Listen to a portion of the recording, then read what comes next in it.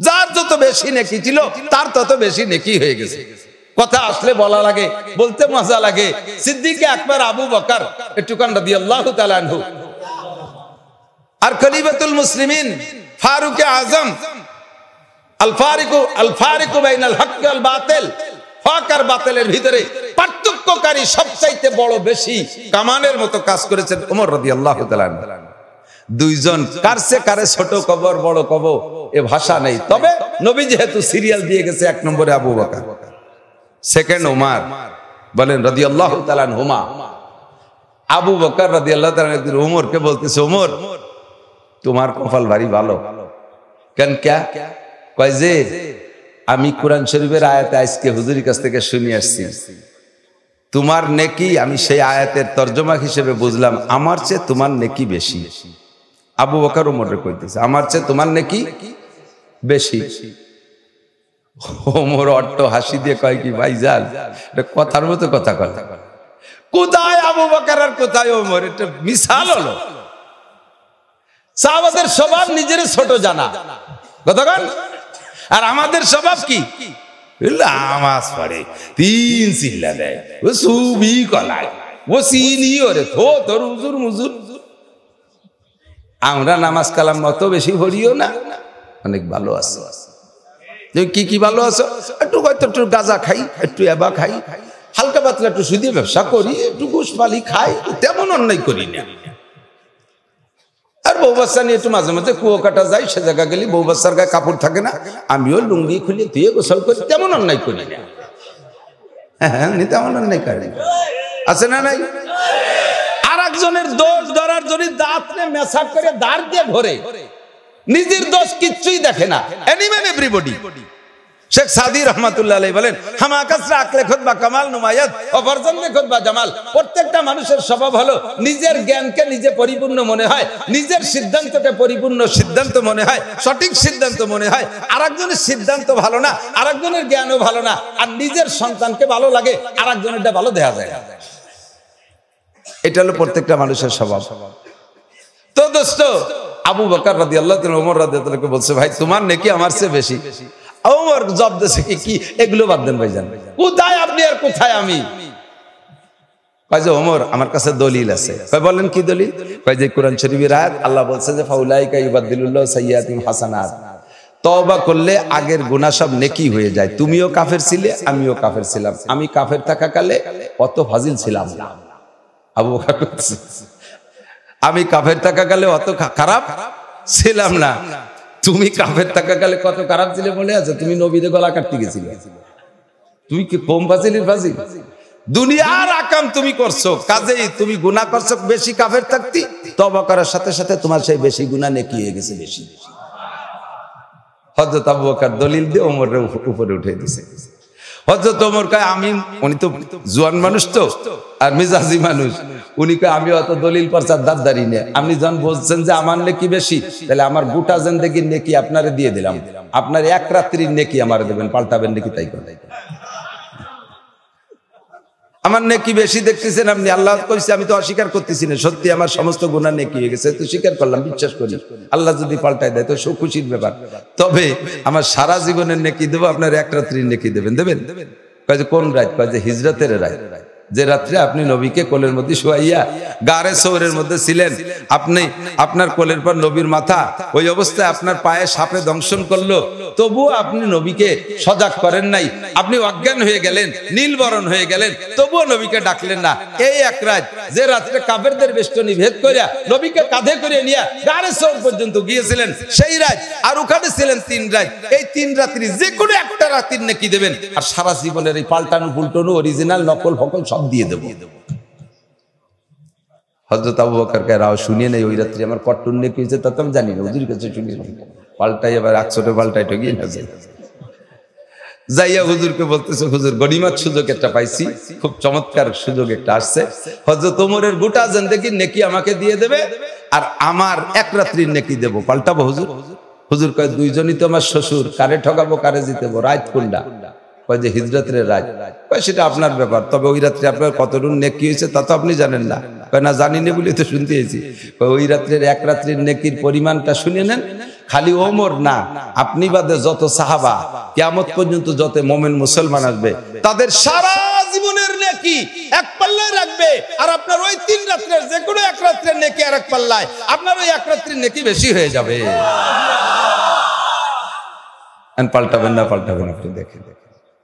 হযরত ওমর আবু বকর কয় না, পাল্টাপাল্টি হবে না, যার যার জায়গায় সেই সেই থাকো। সৌদি আরব থেকে আমাদের সারা দুনিয়ায় ওয়াজ আসছে।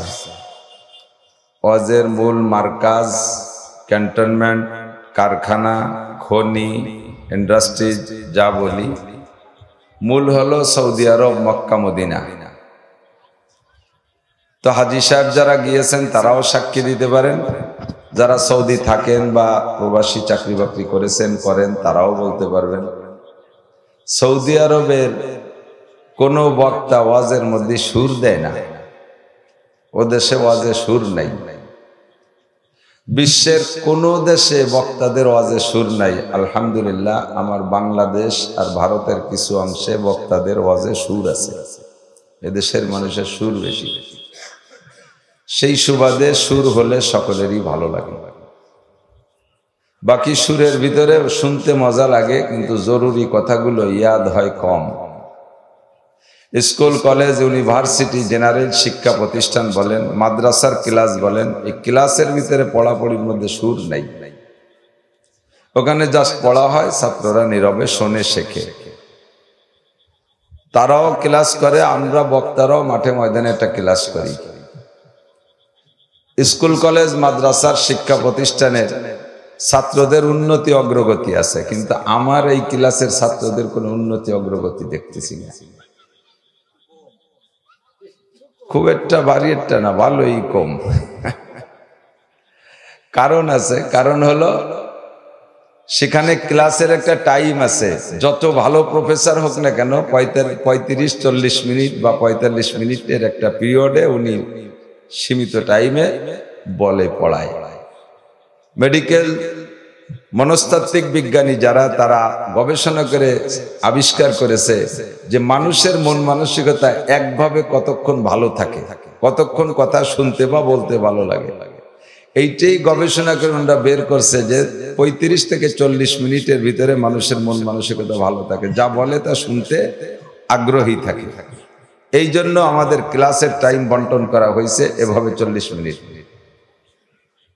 এই হলো এক সুবিধা। 2 নম্বর, ওখানে উন্নতির একটা কারণ। আরেকটা কারণ হলো সারা বছর ধরে কি পড়লো, ভালো হলো না মন্দ হলো, মাঝে মাঝে 3-4 মাস পর পর একটা পরীক্ষা দিয়ে ছাত্রদের যোগ্যতা যাচাই করা হয়। কম থাকলে পানিশমেন্ট, কম থাকলে রেজাল্ট খারাপ, তা নিয়ে একটু ভৎসনা দিলে আবার সামনে পড়ার জন্য আগ্রহী হয়।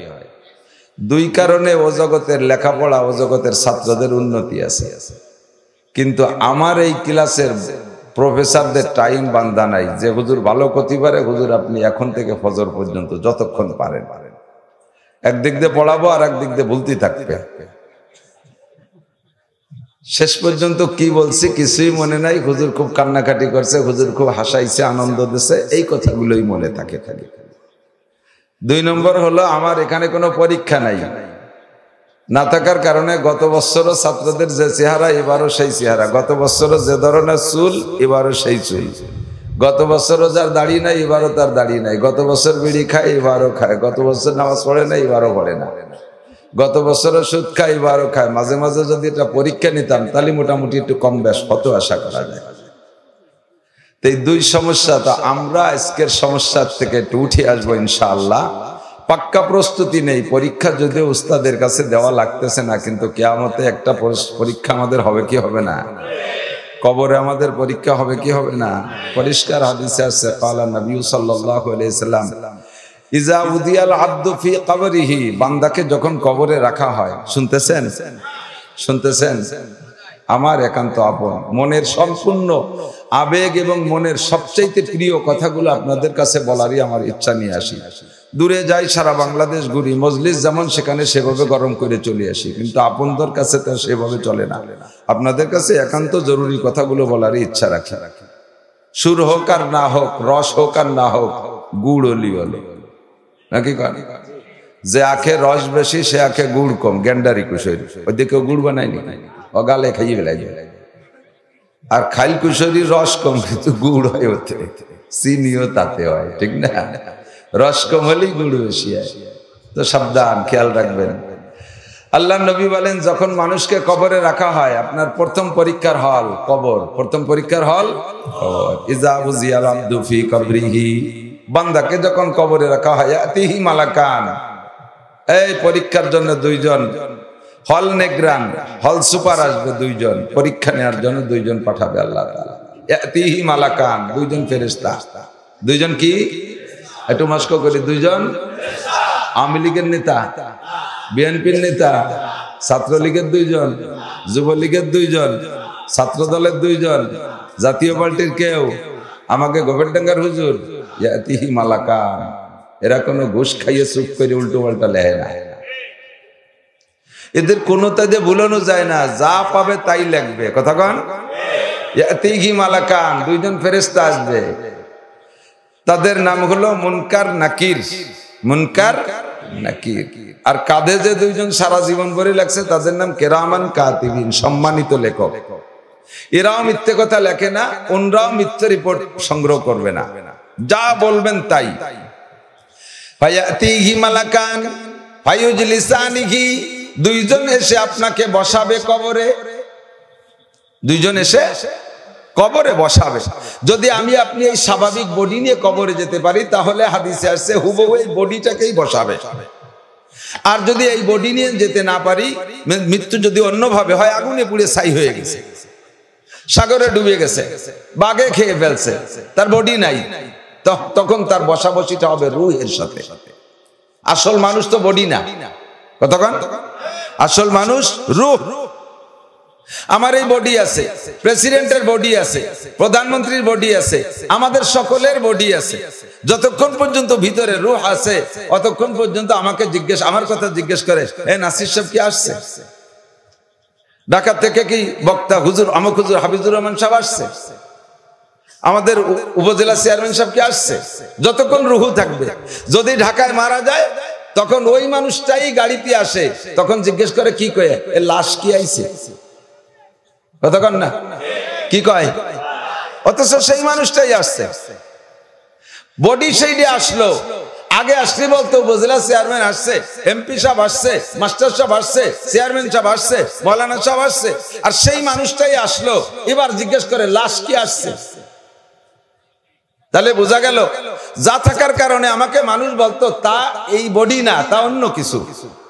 সেটা হলো রূহ। সেটা কি? যা মুআমালা, কথাবার্তা। যুবক, প্রাণ প্রিয় যুবক, মন খুলে শুনবা, শোনা, নড়াচড়া করো না, এদিক সেদিক এলোমেলো দেখতেছি, চলে আসো এখানে। ইয়াতিহি মালাকান, দুইজন ফেরেশতা এসে রূহকে বসাইবে, অথবা বডির ভিতরে রূহ দিয়ে তাকে বসাবে ফেরেশতা। ফায়াসআলানিহি, দুইজন ফেরেশতাই তাকে জিজ্ঞেস করবে। এক নম্বর প্রশ্ন, মার রব্বুকা, তোমার রব কে? রব তোমার কে? ওমা দীনুকা, ধর্ম তোমার কি? বিশ্বাস হয়? জিজ্ঞাসা হবে? পাক্কা বিশ্বাস করেন, নইলে উপায় নাই। দুনিয়ার কোন জজের সামনে যে প্রশ্নের জবাব দিতে ভালো ভালো বিটা মানুষ, জিহ্বার রস থাকে না। পুলিশে ধরলে ভালো ভালো মানুষ, তাগলা তাগলা জোয়ান মানুষ, জিহ্বার রস থাকে না। অনেকে পুলিশে দেখে পেশাব পায়খানা পর্যন্ত করে দেয়। ফেরেশতার সামনে উপায় নাই, জিজ্ঞাসার জবাব দিতে হবে। মার রব্বুকা, রব তোমার কে? রেডি হয়ে যান বাবা। ওমা দীনুকা, ধর্ম তোমার কি? ওমান হাদার রাজুলুল্লাযী বুইসা ফীকুম, তোমাদের মাঝে পথ প্রদর্শক হিসেবে, বক্তা হিসেবে, নবী হিসেবে যেই লোকটাকে প্রেরণ করা হয়েছিল, তার সাথে কি তোমার কোনো সম্পর্ক আছে? চেনো? চেনো তাকে? যদি আপনি ইমানদার হয়ে থাকেন, আল্লাহওয়ালা হয়ে থাকেন, নবীর সুন্নতের পাবন্দি করে থাকেন, তখন আপনি সহজে জবাব দিতে পারবেন। যখন জিজ্ঞেস করবে মার রব্বুকা, রব তোমার কে, আপনি বলবেন রাদিতু বিল্লাহি রব্বান, বলেন, অথবা বলবেন রব্বি আল্লাহ, রব আমার কে? অবিল ইসলামি দীনান, ধর্ম আমার ইসলাম। আর কোন ধর্ম আছে? ইন্নাদ-দীনা ইনদাল্লাহিল ইসলাম, পাক্কা ঈমান ঠিক করেন আগে। অনেক মুসলমান আছে মাঝে মাঝে আমার কাছে জিজ্ঞেস করে, আমার কাছে বলে, বলার বাচন ভঙ্গি, জিজ্ঞাসার বাচন ভঙ্গিতে তার ভাব অর্থ অন্যরকম বোঝা যায়। জিজ্ঞেস করে, হুজুর আল্লাহই তো সবাইরে বানাইছে, হিন্দুদের হিন্দু বানাইছে, খ্রিস্টানকে খ্রিস্টান বানাইছে, ওরাও তো কিছু ইবাদত বন্দেগী ভালো কাজ করে, আল্লাহ কি একেবারে ওকে কিছু দেবে না? ওকে ধর্ম কি একেবারেই কিছু না? তাতে বুঝাইতে চায় যে উনি দাবি করে যে আমরা বলে দেই যে হ্যাঁ ওদের ধর্ম আল্লাহর কাছে কিছু না কিছু গ্রহণযোগ্যতা রাখে, উনি সেই পক্ষে। এতটুক মনোভাব যার আছে, হিন্দুদের ধর্ম একটা ধর্ম, তারও বিনিময় আল্লাহ দেবে, খ্রিস্টানদের ধর্ম তারও বিনিময় আল্লাহ দেবে, ইহুদ নাসারাদের ধর্ম তারও বিনিময় আল্লাহ দেবে, এমন বিশ্বাস আপনার থাকলে আপনি এখনো মুমিন হতে পারেন নাই, মুসলমান হইতে পারেন নাই। আপনার ঈমানের মধ্যে কমতি আছে, আপনি এক্ষুনি তওবা করে পড়ে ফেলেন লা ইলাহা ইল্লাল্লাহ মুহাম্মাদুর রাসূলুল্লাহ ইন্নাদ-দীনা ইনদাল্লাহিল ইসলাম। ধর্ম বলতে একমাত্র আল্লাহর কাছে কি ইসলাম ছাড়া অন্য ধর্ম যারা পরিমাণ গ্রহণযোগ্যতা রাখবে না মালিকের কাছে, কবরে আপনাকে জবাব দিতে হবে দীনি আল ইসলাম আবিল ইসলামি দীনান। 2 নম্বর প্রশ্নের জবাব আবিল ইসলামি দীনান। 3 নম্বর প্রশ্নের জবাব, কোন riwayate আসছে যদি ঈমানদার হয় নবী পাকের ছবিটা কবরে বসে দেখতে পারবে। পাগল হয়ে বলবে হাজা নবী ওয়া হাজা সাইয়্যিদি ওয়া হাজা রাসূলি, এই তো আমার নবী যায়, এই তো আমার রাসূল, এই যে আমার নেতা। পাগল হয়ে যাবে। আরশে আজিমের মালিক আসমান থেকে ডেকে বলবে, আল্লাহ পাক রব্বুল আলামিন ওই ফেরেশতাদেরকে ডেকে বলবে, ইয়া মালাইকাতি, হে আমার ফেরেশতা মণ্ডলী, সালতুমা আব্দি, তোমরা আমার বান্দাকে প্রশ্ন করেছো, ফাজাবাত জওয়াবাতান সহিহা, সে সঠিক জবাব দিয়েছে, কাজেই তাকে কবরের জিন্দেগিতে 3টে পুরস্কার দিয়ে দাও। আমার দিক 1 নম্বরে আলবিসুহু মিনাল জান্নাহ, একটু কয়ে বলেন সুবহানাল্লাহ। 1 নম্বর প্রশ্নের জবাব সঠিকভাবে দেওয়ার কারণে প্রথম প্রশ্নের জবাবের পুরস্কার, আমার বান্দা আর এই মাটিতে খালি গায়ে শুয়ে থাকতে পারবে না, এখনই তার গায়ে জান্নাতের পোশাক পরাইয়া দাও। আলবিসুহু মিনাল জান্নাহ, জান্নাতের পোশাক পরাই দাও। 2 নম্বর প্রশ্নের জবাব দেওয়ার কারণে আফরিসুহু মিনাল জান্নাহ, আমার বান্দা এই মাটির মধ্যে শুয়ে থাকতে পারবে না, জান্নাত থেকে খাট পালং বিছাইয়া দাও। 3 নম্বর প্রশ্নের জবাব দিয়েছে, কাজিয়াতাহু লাহু বাবান ইলাল জান্নাহ, আমার বান্দার কবরের সাথে জান্নাতে একটা দরজা খুলে দাও। হাদিসে আছে ফায়ুফতাহ, সঙ্গে সঙ্গে খুলে যাবে, জান্নাতের সাথে আপনার দরজা খুলে যাবে কবরে। একটু কোন সুবহানাল্লাহ, একটু লোভ হয় এরকম একটা কবর পেতে চান? তাহলে আপনাকে এই 3টে প্রশ্নের জবাব নিয়ে যেতে হবে। যদি মনে না থাকে একটা কাগজে লিখে নিয়ে যান, দেখে পড়িয়ে কইয়েন। কাগজে স্বর্ণের প্লেটে লিখে নিয়ে গেলেও পড়তে পারবা না।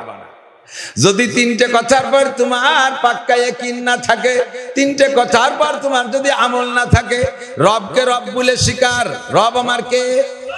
রবের মানে কি? প্রতিপালক। রবের মানে প্রতিপালক, প্রতিপালকের মানে অল এভরিথিং। যখন যা যে সিজনে যখন যেমন যে বয়সে যেটা দরকার সেই বয়সে সেই সময় সেইটা পরিবেশন করতে পারে যিনি, তিনি হলেন রব। প্রেসিডেন্ট পারবে? এ পারবে? এটা প্রধানমন্ত্রী পারবে? সারা দুনিয়ার কোন ডাক্তার, ইঞ্জিনিয়ার, বিজ্ঞানী পারবে না। যাকে যখন যেটা দেওয়া দরকার তখন তাকে সেইটাই আল্লাহ পাক দিয়ে থাকে। সিজনালি ফল, এক এক সিজনে এক একটা। মেডিকেল সায়েন্সের ডাক্তাররা আবিষ্কার করেছে এই সিজনে এই ফল খাইলে এই রোগের থেকে মুক্তি পাওয়া যায়। এর কারণে আল্লাহ তাআলা সেই সিজনে সেই ফল দিয়েছে, আরেক সিজনে আরেক ফল, আরেক সিজনে আরেক ফল, এমন করে পার্থক্য করে দিয়ে মানুষকে সুন্দর করে লালন পালন করতে পারেন যিনি, তিনি হলেন আমাদের রব। মায়ের পেটে থাকা অবস্থায় কি খাইছেন জানেন? মায়ের পেটে থাকা অবস্থায় মায়ের মাসিকের রক্ত খাইছেন। সবাই লজ্জা শরমের কিছু না, আমিও খাইছি। বাচ্চা পেটে আসার আগে মাদের প্রত্যেক মাসে যে রক্তটা ক্ষরণ হইতো, আরবিতে বলে হায়েজ, বাংলায় বলে মাসিক স্রাব। বাচ্চা গর্ভে আসার পরে এই রক্তটা আর ক্ষরণ হয় না যতদিন পর্যন্ত বাচ্চা পেটের থেকে বেরিয়ে না আসে। যাই কোথায় এই রক্ত? এই রক্তটা রক্ত দিয়ে আল্লাহ তাআলা মানুষকে পেটের মধ্যে বড় করে। ওই রক্তের বিকল্প নাই ওখানে, ওই ছাড়া অন্য কোনো কিছুতে তারা লালন পালন করা যায় না। আবার রক্ত নাপাক, এই নাপাক জিনিস আল্লাহ মুখ দিয়ে খাওয়াবে না, কারণ মুখ আলো পাক, মুখে রেখেছে পাক। আর রহমান আল্লামাল কুরআন খলাকাল ইনসান আল্লামাহুল বায়ান, এই জবান দিয়ে আল্লাহ পাক রব্বুল আলামিন আমাকে আপনাকে সুন্দর সুন্দর কথা বলাবে, জবান দিয়ে আল্লাহর জিকির হবে, জবান দিয়ে কালামে পাক তিলাওয়াত হবে, জবান দিয়ে কলেমা পড়া হবে, জবান দিয়ে আল্লাহ আল্লাহ বলা হবে, জবান দিয়ে সত্য কথা বলা হবে। এই জবানটা অত্যন্ত পবিত্র, যার কারণে আল্লাহ পাক রব্বুল আলামিন পেটে রাইখা ওই নাপাক রক্ত বান্দার মুখ দেখাওয়াই নাই। ও আমার গোশের সারের প্রাণ প্রিয় যুবকরা, আল্লাহ পাক তোরে বড় বানাইছে মায়ের পেটের মধ্যে রাইখা, মায়ের পচা রক্ত দিয়া, তবুও সেই রক্ত তোর মুখ দেখাওয়াই নাই। তোর মুখখান আল্লাহ পেটের মধ্যে পাক রাখছে। দুনিয়ায় আসার পরে ওই মুখ দিয়ে গাঁজা বা ফেন্সিডিল ঢুকাইস না। এদিকে যুবকরা তো গাঁজা বা খাই না, দাঁত মাইজে কুলিয়ে দিয়ে ওযু বানাই ফেলাইছে, চাইলিয়ে ফেলাই দেয় খাইয়ে, বাগান নাপাক করে ফেলাইছে, পাট তো কাটি ফেলাইছে, পাট থাকাকালে পাটের মধ্যে খালি ধুয়ো ধুয়ো গন্ধ। আমি মাঝে মাঝে ঘাস কাটতে যাই আমার বাড়ির পাশে, যাই দেখি যে সেই সিগারেটের প্যাকেট, তারপরে বোতল। আমি কিষেনকে জিজ্ঞেস করি এগুলো কি, বসবেন না, মানে কগুলো মাল খাইছে। খায় না খায় না। এ দোস্ত, মায়ের পেটে রাইখা তোমার জবানটা আল্লাহ পাক রেখেছে। দুনিয়ায় তুমি এসে নাপাক করো না। আমার নবী গ্যারান্টি দিয়ে বলেছে, আমার নবী গ্যারান্টি দিয়ে বলেছে, আমি জান্নাতের জিম্মাদারি নিলাম তোমার জন্য। কোন সুবহানাল্লাহ। তুমি মাত্র দুইটি অঙ্গ, অনলি দুইটি অঙ্গের জিম্মাদারি নাও, মাত্র দুইটি অঙ্গ। শরীরে অনেক অঙ্গ আছে, দুইটি অঙ্গের জিম্মাদারি নাও। আমি তোমার জান্নাতের জামিন হয়ে গেলাম। নবী যদি কার জান্নাতের জামিন হয়ে যায়, ওর কি জান্নাত নিয়ার চিন্তা আছে? মাননীয় প্রধানমন্ত্রী যদি কার চাকরির দায়িত্ব নেয়, তার কি চাকরি মিস হওয়ার সম্ভাবনা আছে? প্রধানমন্ত্রী যদি কার ব্যানে ওঠে, চাকরি দেওয়ার ওয়াদা না করলেও খালি তার ব্যানে উঠছে, তাতেই আর বলছে চাকরি নিয়ে গেছে, ঠিক না? তাহলে প্রধানমন্ত্রী চাকরির দায়িত্ব নিলে যেমন বাংলাদেশের চাকরি মিস হওয়ার সম্ভাবনা নাই, আমার নবীও যদি তোমার জান্নাতের জিম্মাদারি নেয়, নিশ্চয়ই তুমি জান্নাত পাইবা, কোনো সন্দেহ নাই। মাত্র অঙ্গ দুইটা। কয়টা? দুইটা অঙ্গের জিম্মাদারি নাও। এক নম্বরে মা বাইনা লাহিয়াইহি, দুই নম্বরে মা বাইনা রিজলাইহি। এক নম্বরে তোমার দুই মাড়ির মাঝখানে একটা অঙ্গ, নাম তার জিহ্বা। জিরমুহু সগীর, বডিতে ওইটা বড় ছোট, শরীরের অনেক অঙ্গের চাইতে জিহ্বা ছোট না? ওমা বাইনা রিজলাইহি, আর দুই রানের মাঝখানে আর একটা অঙ্গ, সেটাও বডিতে বড় ছোট, অনেকের চেয়ে ছোট। হাদিসে আছে, আল্লাহ নবী বলেন, জিরমুহু সগীর ওয়া জুরমুহু কবীর। যদিও ওই দুইজন ছোট, ওই দুইটার আকাম বড় বড়, ওই দুইটার অন্যায় সবচেয়ে, ঠিক কি না? আরে হাত দিয়ে দাও দিয়ে কোপ দিলি কাইটা যায়, সেলাই করে মলম দিলি মিশে যায়। যারা হাতুস সিনানে লাহাল তিয়ামু ওয়ালা ইয়ালতামু মা যারা লিসানু, জিহ্বে দিয়ে কোপ দিলি এমন কাটা কাটে, মরণ কাল পর্যন্ত মেটে না। গনে গনে মনে পড়ে, তুই তো ভালোই দিচ্ছিস, কিন্তু তোরে দেখলি আমার সেই কথাটা মনে পড়ে, তুই সামনে আসিস না। লাখ লাখ টাকা দেওয়ার পরও সেই কথাটা বলে না। এমন মারাত্মক কথা 30 বছর আগে একটা কইয়ে তুইছে, 30 বছর পরে সামনে আইছে, তুই সামনে আসিস না, তোরে দেখলি মনে পড়ে। এ কথা ভোলাই যায় না। কতক্ষণ জিহ্বার বডিতে ছোট, এবং তার মধ্যে শরীরের অন্য সব অঙ্গের মধ্যে হাড় আছে, জিহ্বার মধ্যে হাড় নাই, ঠিক না? কেন জিহ্বার মধ্যে হাড় দেয় নেই? আসবারায়ে নরম গুপ্তান সুজবাবে উস্তখা গুপ্তগুয়ে লা মুলায়েম নিস্তেকারে আকেলা।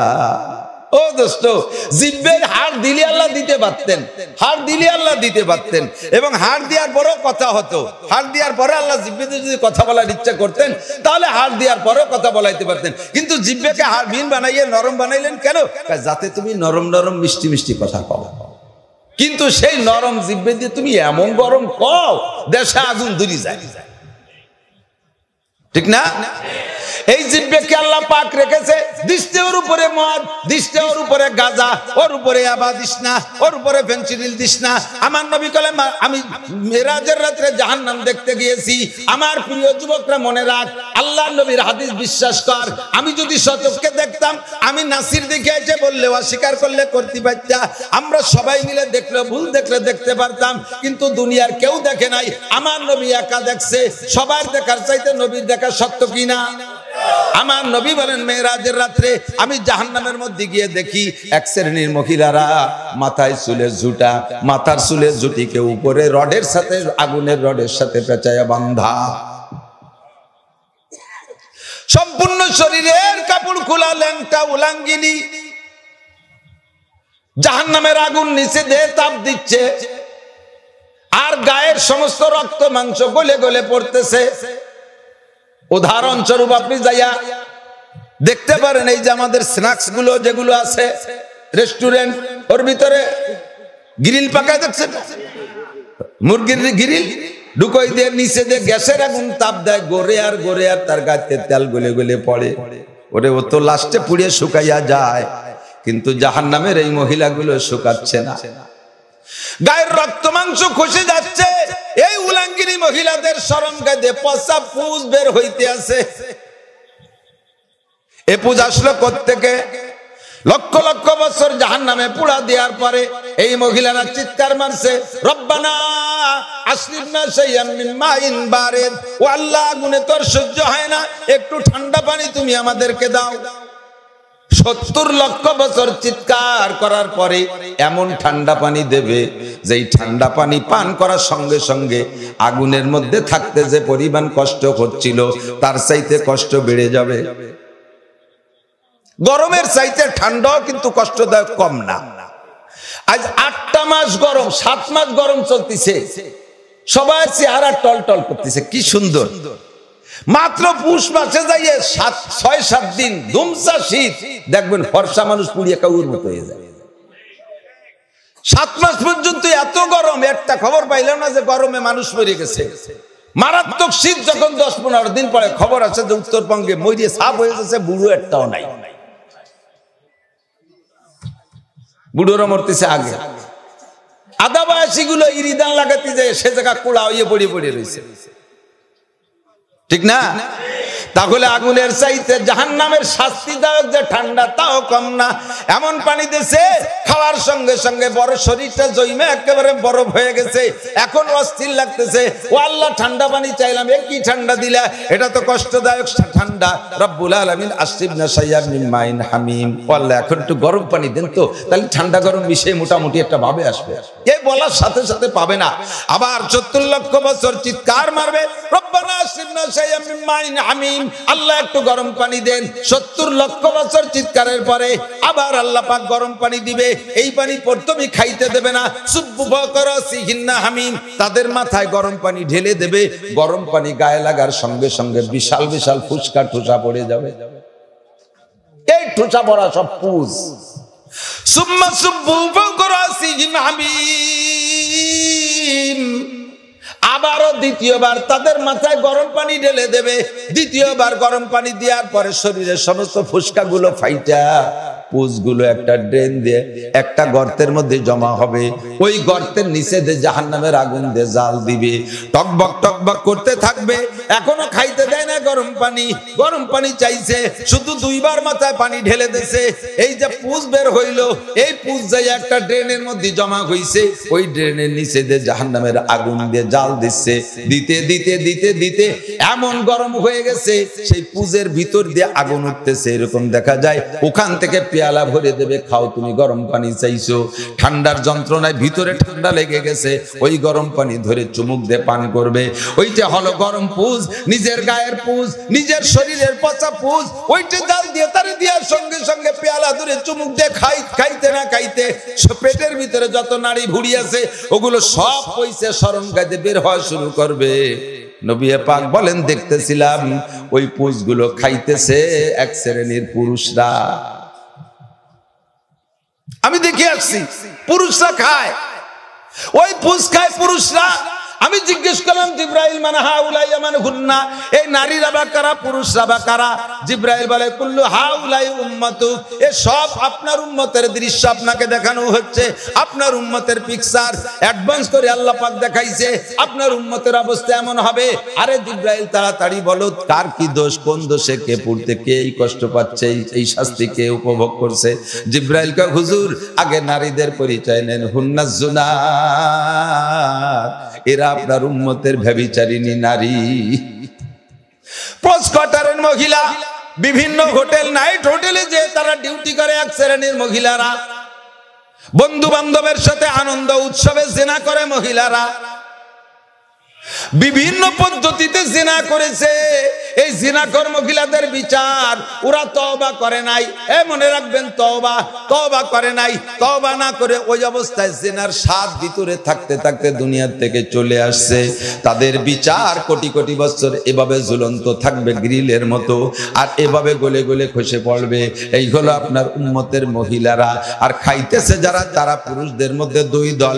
একদল হলো জানি জিনাকর পুরুষ, ব্যভিচার করেছে, জিনা করেছে, দর্শন করেছে, অপহরণ করেছে, পরনারীকে ইচ্ছায় অনিচ্ছায়, তার স্বেচ্ছায় হোক আর অনিচ্ছায় হোক, জোর করে হোক আর তার সাথে সম্পর্ক গড়ে হোক, তার সাথে জিনা করেছে। আর এই জিনার থেকে তওবা করে নাই, জিনার চাহিদা ভিতরে থাকতে থাকতে ইন্তেকাল করেছে। এই সকল পুরুষদের কোটি কোটি বছর শাস্তি হবে। তারা ওই নারীদের শরণগাদে বের হওয়া পচা পুষ খাইবে।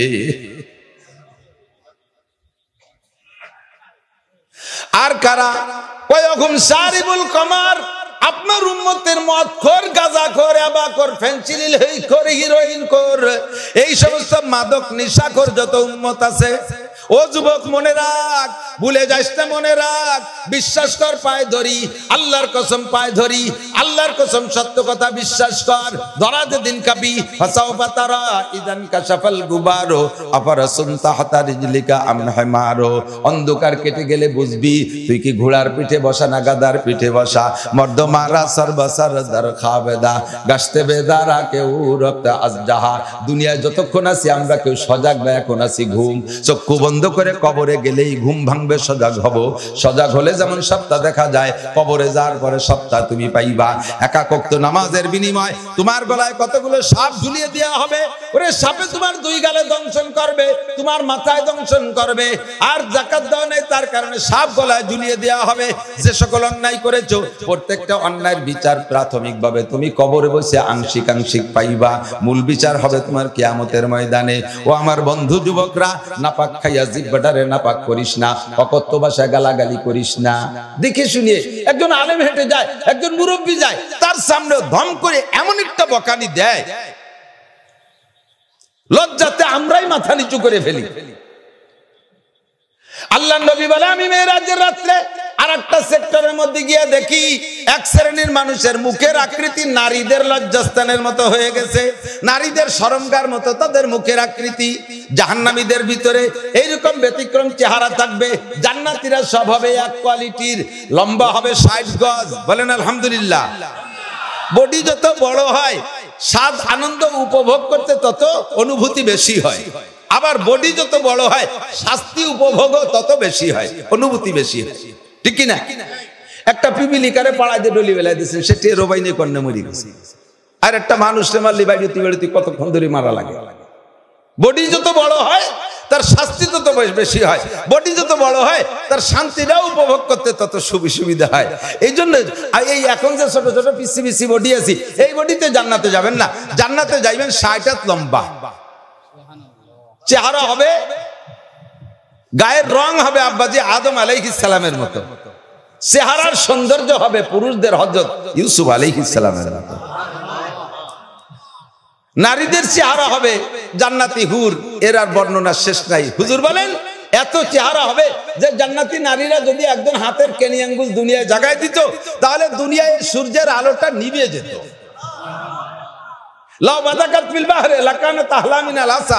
একজন মহিলা যদি জিহ্বা থেকে এক ফোঁটা লালা নদীতে ফেলে দিত, সারা দুনিয়ার সমস্ত পানি মধুর চেয়ে মিঠে হয়ে যেত।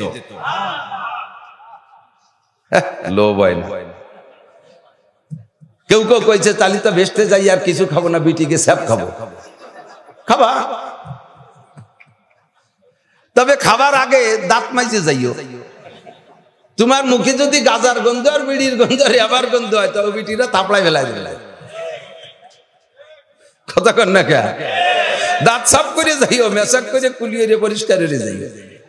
এটা এমনি মেশাক হবে না, এটা তওবার মেশাক। মেশাক খানের নাম কি? মেশাকের নাম কি? তওবা। অন্তর থেকে যুবকরা একটু, শুধু যুবকরা, এর ভিতরে সবাই তো আর গাঁজা খায় না, সবাই তো আর নাপাক খায় না, কেউ কেউ খায়। মাশাআল্লাহ খানেওয়ালা কেউ না আছেন তো? অবশ্যই আছে, মাশাআল্লাহ ইনশাআল্লাহ আছে। তো সবাই মিলে যদি হাত উঠাই সেই সাথে সাথে তারাও হাত উঠাবে। আর নাইলে যদি বলি যারা গাঁজা খাও তারা হাত উঠো, বুঝি গেলি উঠবে? কোনোদিনই উঠবে? এটা একটা লজ্জার ব্যাপার। এ জায়গায় উঠবে না, সে জায়গা না উঠে পারবা? হাত উঠোনেই লাগবে, কথা কর না কেন? ডাক দিলে উঠাই লাগবে। আল্লাহ পাক বলবে এ বের হ, এ জায়গা বসে থাকতে পারবি না। যারাই একাম করে আসছিস জায়গা বসতে পারবি না, বেরো এখান থেকে। ওঠ, উঠাই লাগবে। তুমি উঠতে চাবা না, মাথা নিচু করে ফেলবা। যত মাথা নিচু হবে তত ফাঁসা উঁচু হবে, কথা কর না কেন? ধরা পড়ে যেতেই হবে। ও দোস্ত, কিয়ামতের মাঠে ধরা পড়ে যেতেই হবে। আমি সকলের সম্মিলিত ভাবে যুব সমাজের কাছে চাই, তোমরা আমার গোপালগঞ্জের যুবক, তোমরা বেঁচে থাকলে আল্লাহ বাঁচালি, একদিন আমাদের উপজেলা চেয়ারম্যান সাহেব থাকবে না, একদিন আমাদের এমপি মহোদয় থাকবে না, একদিন আমাদের মেয়র মহোদয় থাকবে না, আরো বড় বড় নেতা যারা আছে তারা থাকবে না। ধারাবাহিক ক্রমে তোমরাই সেই জায়গায় উঠবা, তোমরাই সেই জায়গায় যাবা। আমি তোমাদের দীর্ঘ হায়াত কামনা করি, সুস্থতার যাতে লম্বা হায়াত, উচ্চ শিক্ষায় সুশিক্ষায় শিক্ষিত হও, তোমরা সমাজের সমাজ সেবক হও। এইগুলি আমার অন্তরের দোয়া উজাড় করে ঢেলে দিলাম। তোমাদের প্রতি আমার অন্য জেলার সব যুবকের চাইতে ভালোবাসা বেশি। মুহাব্বতের সাথে আমার সাথে একটু হাত তুলে আল্লাহর কাছে নবীর হাতে বায়াত হইতে পারবা যে আমরা জীবনে আর কোনোদিন নাপাক মুখে দেব। হাত থেকে একটু আল্লাহকে দেখাই দিই, আমরা জীবনে কোনোদিন মদ, গাঁজা, ইয়াবা, সিগারেট, বিড়ি, হুক্কা মুক্কা এগুলো নাপাক মুখে দেব। আল্লাহ তুমি হাতগুলো দেখেছো, এই হাতগুলোকে তুমি হেফাজত করো, এদের তওবাকে কবুল করে নাও। আল্লাহ তওবার বিনিময়ে তাদেরকে হাউজে কাউসার পান করাই দিও। মাশাআল্লাহ, ধন্যবাদ। লাউ বাযাকাত ফিল বাহরে লাকানা তাহলা মিনাল আসাল। প্রথম দিন জান্নাতে যাওয়ার সাথে সাথে, ও যুবক পাগলামি করিস না, পার্ক দিয়ে ঘুরিস না, প্রথম দিন বেহেশতে যাওয়ার সাথে সাথে 72টা বউ পাবি। পাইতে হলে দুনিয়ার এই ফাও বউগুলো বাদ দিতে হবে।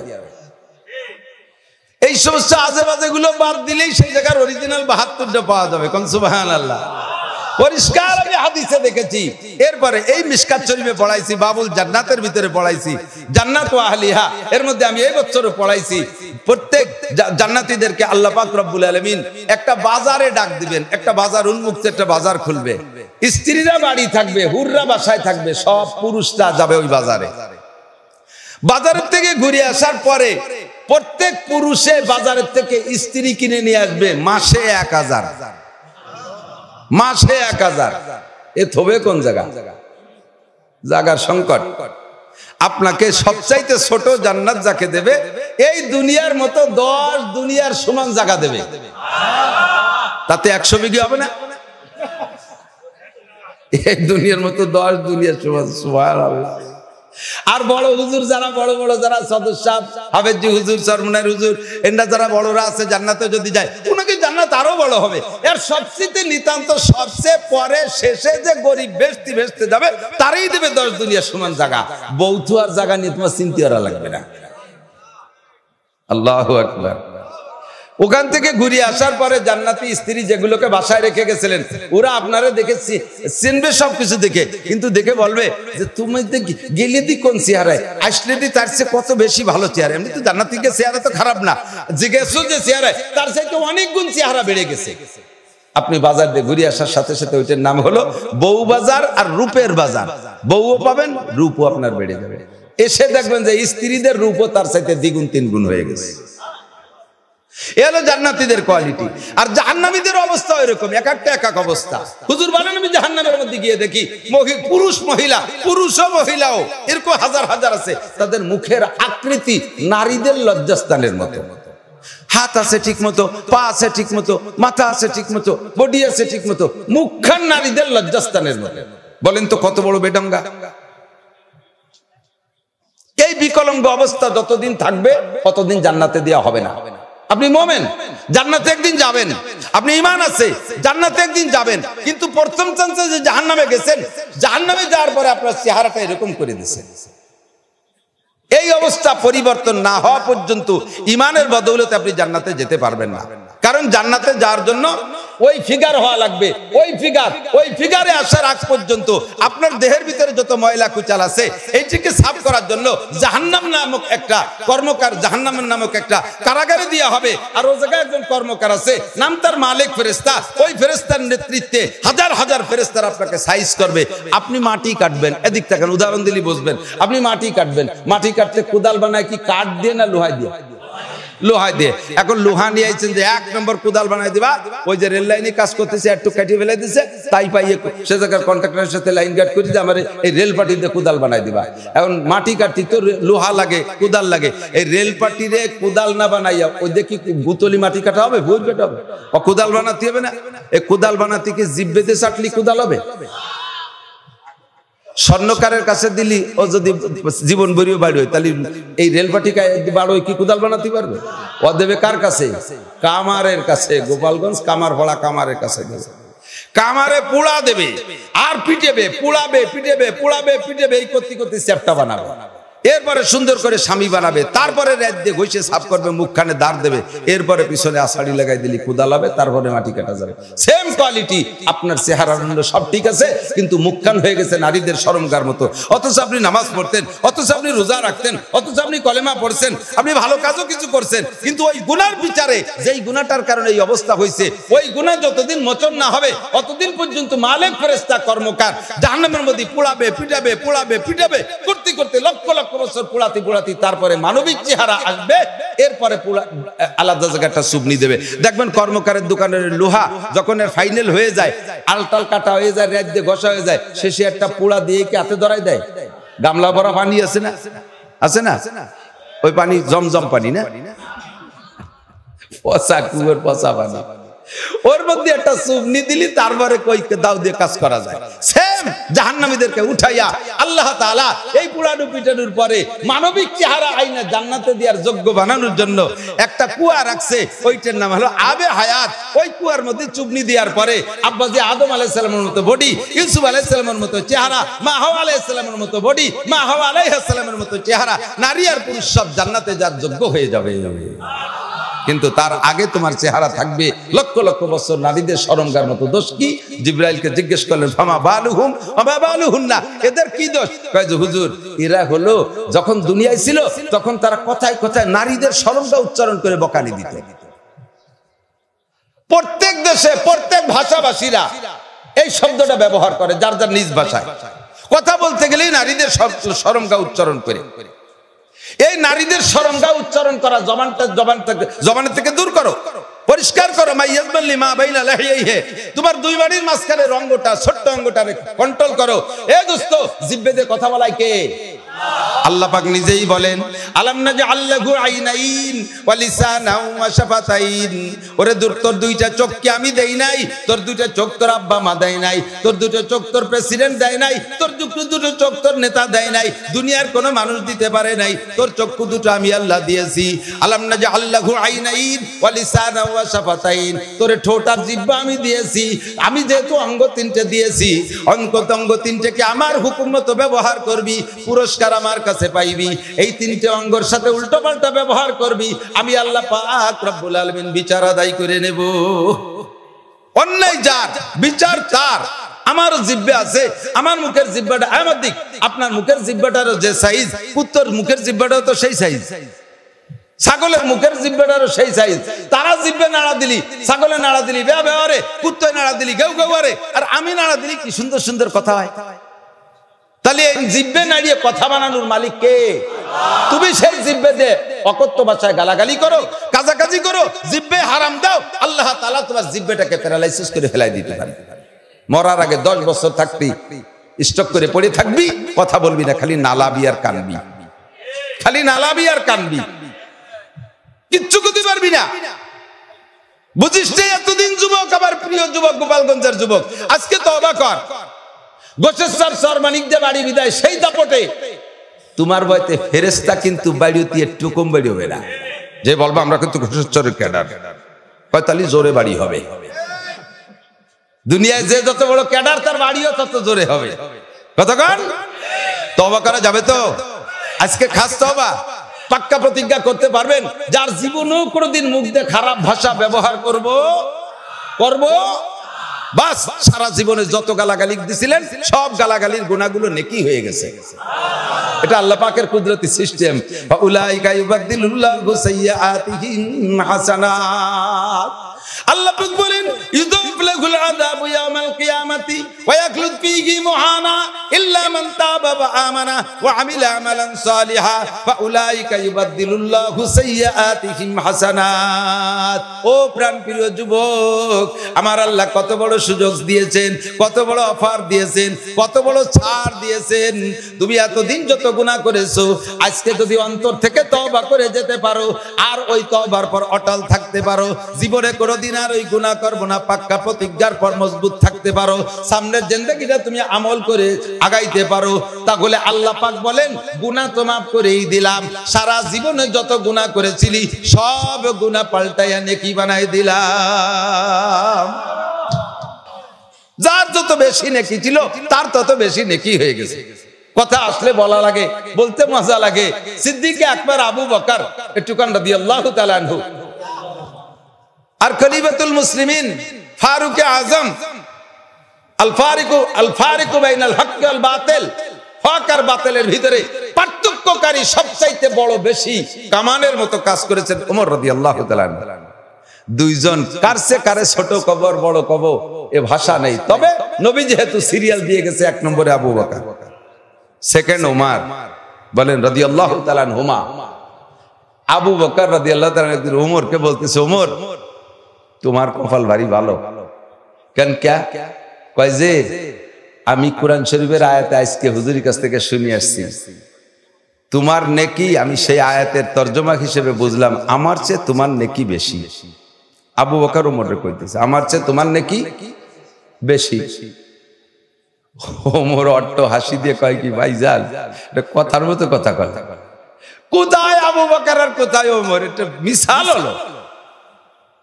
সাহাবাদের স্বভাব নিজের ছোট জানা, কতক্ষণ, আর আমাদের স্বভাব কি নামাজ পড়ে তিন চিল্লা দেয়, ও সুবি কলায়, ও সিনি ওরে থো তোর হুজুর মুজুর। আমরা নামাজ কালাম মত বেশি পড়িও না, অনেক ভালো আছে। কি কি ভালো আছো? একটু হয়তো একটু গাঁজা খাই, একটু এবা খাই, হালকা পাতলা একটু সুদী ব্যবসা করি, একটু ঘুষ পালি খাই, তেমন অন্যায় করি না। আর বউ বাচ্চা নিয়ে একটু মাঝে মাঝে কুয়ো কাটা যাই, সে জায়গা গেলি বউ বাচ্চার গায়ে কাপড় থাকে না, আমিও লুঙ্গি খুলে ধুয়ে গোসল করি, তেমন অন্যায় করি না। হ্যাঁ, তেমন অন্যায় করি আছে না নাই? আর একজনের দোষ ধরার জন্য দাঁত মেশাপ করে দাঁড় দিয়ে ভরে, নিজের দোষ কিচ্ছুই দেখে না। এনিম্যান এভরিবডি। শেখ সাদি রহমাতুল্লাহ আলাইহি বলেন হামাকাসরা আকলে খুতবা কামাল নুমায়াত ও ফরজন্দে খুতবা জামাল। প্রত্যেকটা মানুষের স্বভাব হলো নিজের জ্ঞানকে নিজে পরিপূর্ণ মনে হয়, নিজের সিদ্ধান্তকে পরিপূর্ণ সিদ্ধান্ত মনে হয়, সঠিক সিদ্ধান্ত মনে হয়। আরেকজনের সিদ্ধান্ত ভালো না, আরেকজনের জ্ঞানও ভালো না, আর নিজের সন্তানকে ভালো লাগে, আরেকজনেরটা ভালো দেখা যায় না। এটা হলো প্রত্যেকটা মানুষের স্বভাব। তো দোস্ত, আবু বকর রাদিয়াল্লাহু তাআলা ওমর রাদিয়াল্লাহু তাআলা বলছে ভাই তোমার নেকি আমার চেয়ে বেশি। ওমর জবাব দিয়েছে কি এগুলো বাদ দেন ভাইজান, কোথায় আপনি আর কোথায় আমি? কয় যে ওমর আমার কাছে দলিল আছে। কয় বলেন কি দলিল? কয় যে কোরআন শরীফের আয়াত আল্লাহ বলছে যে ফাউলাইকা ইউবাদদিলুল্লাহু সাইয়্যাতিহিম হাসানাত, তওবা করলে আগের গুনাহ সব নেকি হয়ে যায়। তুমিও কাফের ছিলে, আমিও কাফের ছিলাম, আমি কাফের থাকাকালে অত ফাজিল ছিলাম না। আবু বকর বলছে আমি কাফের থাকাকালে অত খারাপ ছিলাম না, তুমি কাফের থাকাকালে কত খারাপ ছিলে মনে আছে? তুমি নবীদের গলা কাটতে গেছিলে, তুমি কি কম ফাজিলের ফাজিল? দুনিয়ার আকাম তুমি করছো, কাজেই তুমি গুনাহ করছো বেশি কাফের থাকতি, তওবা করার সাথে সাথে তোমার সেই বেশি গুনাহ নেকি হয়ে গেছে বেশি। হযরত আবু বকর দলিল দিয়ে ওমরের উপরে উঠে দিয়েছে।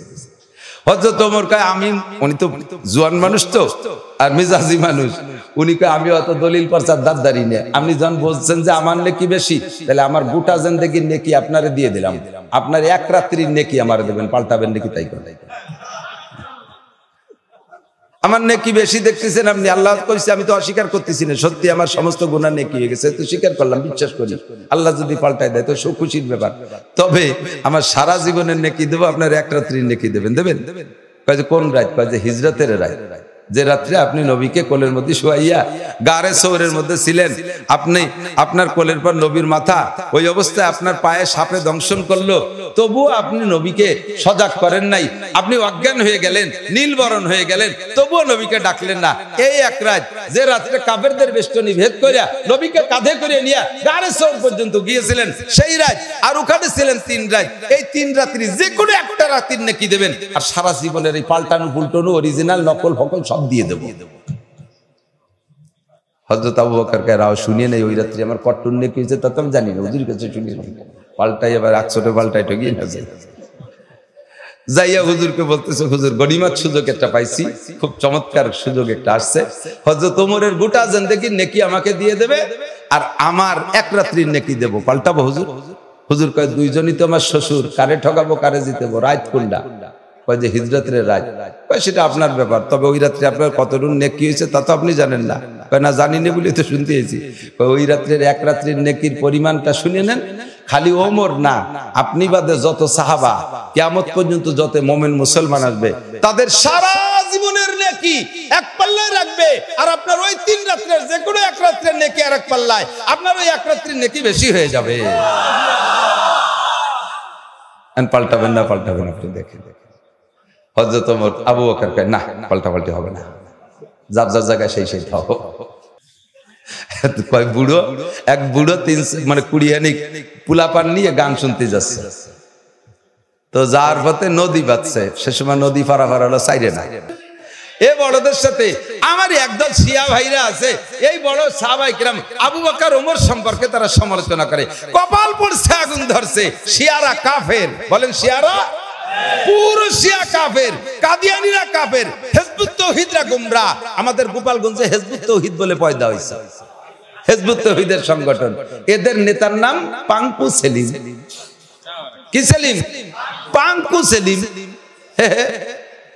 এদেশে গোবরডাঙ্গার সদস্য হুজুরির ধর্মে আমাকে ব্যাট বললো না, গোবরডাঙ্গার হুজুরি আমাকে হয় না, কোট মসজিদের হুজুর আমাকে, ভবানীপুরি হুজুর, চন্দ্রদিগেলে হুজুর, এতে মুসলিম এতিমখানা, সুলতান শ্রী মাদ্রাসা হুজুর, দেশভরে হুজুররা ধর্ম প্রচার করতেছে, তাতে ব্যাট ভরে না। কয় পাঙ্কু সেলিমের ভক্ত হইছে। মহিলা পুরুষে একসাথে মিশাইয়ে বাজাই কুজাইয়া নামাজ পড়ে, একটা বিটা একটা বিটি, একটা বিটা একটা বিটি, নামাজের মধ্যে একটা আলাদা আলাদা কিছু অনুভূতি, লাথ হইয়ে শোয়াই ফেলানোর দরকার। কতক্ষণ চরিত্র বিধ্বংসী কামান। এ যুবক ভালো করে মনে রাখবি, হিজবুত তাওহীদ গুমরা, কাদিয়ানী গুমরা, শিয়ারা গুমরা, মাজার পূজারীরা গুমরা, সমস্ত খানকা দরবার মানে ভণ্ড মাজার ভণ্ড পীরের আড্ডা যত আছে সব গুমরা, ঈমান বিধ্বংসী শয়তানের কারখানা। বেঁচে থাকতে যাইস না হিজবুত তাওহীদের কাছে। তোর কোন ধর্মে কম পড়ছে, কোনটুক কম পড়ছে, আয় আমার কাছে আয়, আমি তোদের ভাই। সারা বাংলাদেশ বলি চইছে বেড়াই, আমার কাছে আয়, আমার কাছে বাধ্য। ও পাঙ্কুর কাছে যাও কেয়া? একটু একটু দাড়ি রাখছে, জামা কাপড় খুলে একটা বগল সত্যি করলি, ওর বগলের সাইজ দাঁড়িয়েছে বড়, সে হয়েছে একটা হুজুর, নামাজ কালাম পড়াই, কিচ্ছু জানে না সুরকিরাম। দাদা ফাউলাইকা ইউবাদদিলুল্লাহু সাইয়্যাতিহিম হাসানাত। তোমার জিন্দেগীর সব গুনাহ আল্লাহ পাক এই মুহূর্তে পাল্টাইয়া নেকি করে দিয়েছে। মনের থেকে পাক্কা সিদ্ধান্ত নাও, আর কোনোদিন এই জবান রে নাপাক দেব না। সুদে টাকা হারাম, সুদ খাইবা না, সুদের কারবার সমাজ থেকে দাঁড়াও। ও আমার বাজানরা, দোকানের পুঁজি বাড়ান, মেয়ের বিয়েতে সুদে টাকা লোন করেন, জমি কেনার সময় সুদে টাকা লোন করেন, বিল্ডিং করার সময় সুদে টাকা লোন করেন, আপনি হোম কি বলে হাউস লোন করে নিয়ে আসেন, গাড়ির লোন করে নিয়ে আসেন, এই যত জায়গা আনেন, যত জায়গা আপনার লোনের উপরে সুদ দেওয়া লাগে, এই সম্পদটা সম্পূর্ণ হারাম। ওই ঘরের মধ্যে বসে নামাজ পড়লে নামাজ হবে না, যেই ঘরের ভিতরে আপনার সুদে টাকা আছে, যেই ঘর বানাইছেন সুদে টাকা দিয়া, যেই গাড়ির ভিতরে সুদে টাকা ঢুকাইছেন, ওই গাড়ির মধ্যে শান্তি হবে না। কোন একদিন যে ধাক্কা মাইরা ফেলাই দেবে। আল্লাহ তো কথায় কথায় ধরে না। আল্লাহ কাইন্না বাচ্চা রাব্বিকা লাশাদীদ সাতাসানাস্তাদরিজুহুম মিন হাইসু লা ইয়ালামুন ফামাহিলিল কাফিরিনা আমহিলহুম রুয়াইদা। আল্লাহকে আমি ছাড় দেই কিন্তু ছেড়ে দেই না। যেদিন ধরি ছুটতে পারবি না কেউ। বড় বড় রাজাকে শোয়াই ফেলাইছি, নমরুদের মতো ধামলা, আন্তর্জাতিক খ্যাতি সম্পন্ন আবাল, তারে মারছি একটা খোলা মশাই দিয়ে। তোরে মারতে মশাও লাগে না, ঠিক না? ডেঙ্গু মশা, এই নমরুদের মশার বংশধর ডেঙ্গু মশা। ভাই কেউ ডাইরেক্ট ডেঙ্গুতে কামড়ায়, কেউ ডেঙ্গুতে কামড়াইছে যারে, তার গায়ে যে লোকাল মশা পড়ছে সেও যে বলে যারে কামড়াবে তারও হবে। তাহলে বোঝা যায় যে তোরে মারতেই ডেঙ্গুও লাগে না। পাবলিক মশাই শেষ। কতক্ষণ মারতে পারে? এক্ষুনি তওবা করা যাবে। সমাজের থেকে বক্স ডেক্স সব দূর করবো। রাজি আছো যুবক? কোন বিবাহ দিতে বক্স ডেক্স বাজাবো? এই ঘোষেশ্বরের নামে যে বদনাম আছে যে এরা গোপালগঞ্জের পাশে, এরা মস্তানি করে, এরা পাগলামি করে, এরা অন্য গ্রামের মানুষকে মোটে মূল্যায়ন করে না, এই গোপালগঞ্জে মস্তানি করে, সব ছেড়ে দাও, তোমাদের নামটা পাল্টাও। তোমরা এই ঘোষেশ্বর গোপালগঞ্জের ভিতরে সবচেয়ে আদর্শবান যুবকে পরিণত হতে হবে। যেমন আজকে যুব সমাজের উদ্যোগে মাহফিল, এইরকম ভালো কাজগুলো তোমরা করবা। যেই যুবকরা আজকে মাহফিল করছো, ওই যুবকরা কনসার্ট করতে পারবা না, ওই যুবকরা বক্স ডেক্স বাজাইতে পারবা না, ওই যুবকরা মেয়ে ছেলেদেরকে নিয়ে ফিল্ডিং মারতে পারবা না, মোটরসাইকেলের পিছনে পাওয়ার ব্যাংকটা বসাইয়া উড়ে মোড়। এই তালি দেয়া হারাম। কথা বোঝো? রাস্তায় তার চাল চলন দেখলে মনে শয়তানও ভয় পায়। আরে এদিক তাকান, রাস্তার কিংস, রোড কিংস এর কিনা জানেন? রাস্তার সবচাইতে শ্রেষ্ঠ তেজি গাড়ি কিনা? নসিমন। নসিমনের ভয়তে ঠিরাকো গাড় সরাই থাকে, ওর সাথে লাগলে শয়তানও নিচে নেমে দাঁড়ায়। আর এই পাঙ্কু পার্টির মোটরসাইকেল দেখলে শয়তান নিচে চলে যায়। ওর সাথে লাগলে আমি আল্লাহর কাছ থেকে কিয়ামত পর্যন্ত আয়াত চাইয়ে আইছি, টিকতে পারবো না। শয়তান মারে না রে, মরবি তুই। যেভাবে ডিলিট দিয়ে এরম এরম করে চালায়, আমি তো ঈশ্বরের খুব চলি, সামনের পরে আমার সামনে দিয়ে আমার ভাব দেখায়। আমি দোয়া করি যে পড়িস না, কিন্তু পড়িয়ে যাবি। কত চালালাম পড়ি নিয়ে, সব দিন পড়লি তাই চালাতে পারতি না। যেদিন পড়বি সেদিনই পরে আর পারবি না। কতক্ষণ হাঁটু শুনিয়ে একেবারে মুয়া হয়ে যাবি, ভাঙ্গে চুরিয়ে যে জায়গায় যায় সেই জায়গায় যাবে। বাংলা কলাম না, মস্তানি করো না, পাগলামি করো না, কন্ট্রোল করো সবকিছুকে। চক্রে কন্ট্রোল করো, হাতরে কন্ট্রোল করো, কানে কন্ট্রোল করো। হুজুর বলেন তো জিব্বাটারে কন্ট্রোল কর, হারাম মুখে দিস না। আমার বাবারা, সুদ যারা খায় তাদের নামাজ, তাদের রোজা, তাদের হজ, সুদের প্রতিষ্ঠানে চাকরি করে, জেনুইন ডিউটি করে, একটা মিনিটও ফাঁকি দেয় না, জাস্ট টাইমে ডিউটি করে। মাসে 30 দিনের 4 দিন, 4 শুক্রবার বাদে 26 দিন ডিউটি করে সঠিকভাবে। তাহলে উনি নিজেকে নিজে মনে করে আমি তো আর কাজে ফাঁকি দিচ্ছি না, আমার বেতন সঠিক। কিন্তু আপনার প্রতিষ্ঠানটা সুদের প্রতিষ্ঠান। ওই প্রতিষ্ঠানে জেনুইন ডিউটি করে যে বেতন পাইছেন, ওই বেতনের টাকা দিয়া কুরবানিতে যদি আপনি ভাগী থাকেন, যে কয় ভাগীর সাথে ভাগী ছিলেন, আপনার টাকা হারাম হওয়ার কারণে বাকি সব কয় কুরবানি বাতিল। আপনি যা মনে করছেন তা না, আপনি ডিউটি ভালো করছেন বা শয়তানরে খুশি হচ্ছেন। শয়তানটা ফার্স্ট ক্লাস কর্মচারী, 1 নম্বরের ডিউটিতে বাকি দেয় না। আমার সুদীয় প্রতিষ্ঠানে খুব 1 নম্বর। শয়তান খুব খুশি হয়েছে। আল্লাহ কয় তুই যেন কুরবানিতে ভাগি দিস না। আর বাকি কয়জন তো জানে না ওর কোন টাকা, তাকে কুরবানি নষ্ট হয়ে গেছে, তার উপায় কি? কয় যে তাকে কুরবানির নেকি তাকে দিয়া দেবে আল্লাহ কোন জায়গা থেকে, ওর যদি অন্য কোনো নেকি থাকে তাই দিয়ে ওকে গাট্টি ফুরোই দেবে। আর এই 6 জনের কুরবানি বাতিলের গুনাহ ওর আমলনামায় যোগ হচ্ছে। হুজুরদের কাছ থেকে শুনছেন অবশ্যই, আমি আবারও রিপিট করি, 7 জন সুদখোর, আল্লাহ যে সুদখোরের কি ফজিলত দেশে, কি মূল্যায়ন করে। 7 জন সুদখোরের নাম বাংলায়ও লিখে যদি গরুর গলায় ঝুলোই দেন, আইটেলিটি বমিয়তে তিনে মিশে উই পোকা ঘরে থাকে না, সার পোকা দাস্ত বমি হয়ে চলে যায়। আল্লাহ এদি শয়তানের চাইতে গন্ধ, টিকতেই পারে না সুদখোরের নামের এত কারামতি। আগে ছোটবেলায় ল্যাপের কোনায়, বালিশের কোনায়, মশারির কেনিতে, খেতার ভিতরে, চকির ভিতরে, চেয়ারের ভিতরে ফাঁকে ফাঁকে উড়স থাকতো সারপোকা, বসলি কুটকুট করে কামড়াতো। মনে আছে নাকি মুরব্বী? এখন কোনো জায়গা সারপোকা নাই, উড়স কোনো জায়গা নাই। গেল কোন জায়গা? উড়স মারা তো ওষুধও দিলাম না। 7 জনের কারণে যদি এক বাড়ির উড়স সাপ হয়ে যায়, আর প্রত্যেক বাড়ি বাড়ি হাজার হাজার সুদখোর, বাড়ি বাড়ি সুদখোর, গ্রামে গ্রামে সুদখোর, প্রত্যেক ফ্যামিলিতে সুদখোর। বেড়া, ক্যাডামস, কারিতাস, বিআরডিবি, স্বামীবাস, জাগরণী চক্র, আশা, প্রশিকা, গ্রামীণ ব্যাংক, প্রত্যেক সমিতির সাথে গ্রাম বইরে জড়িত।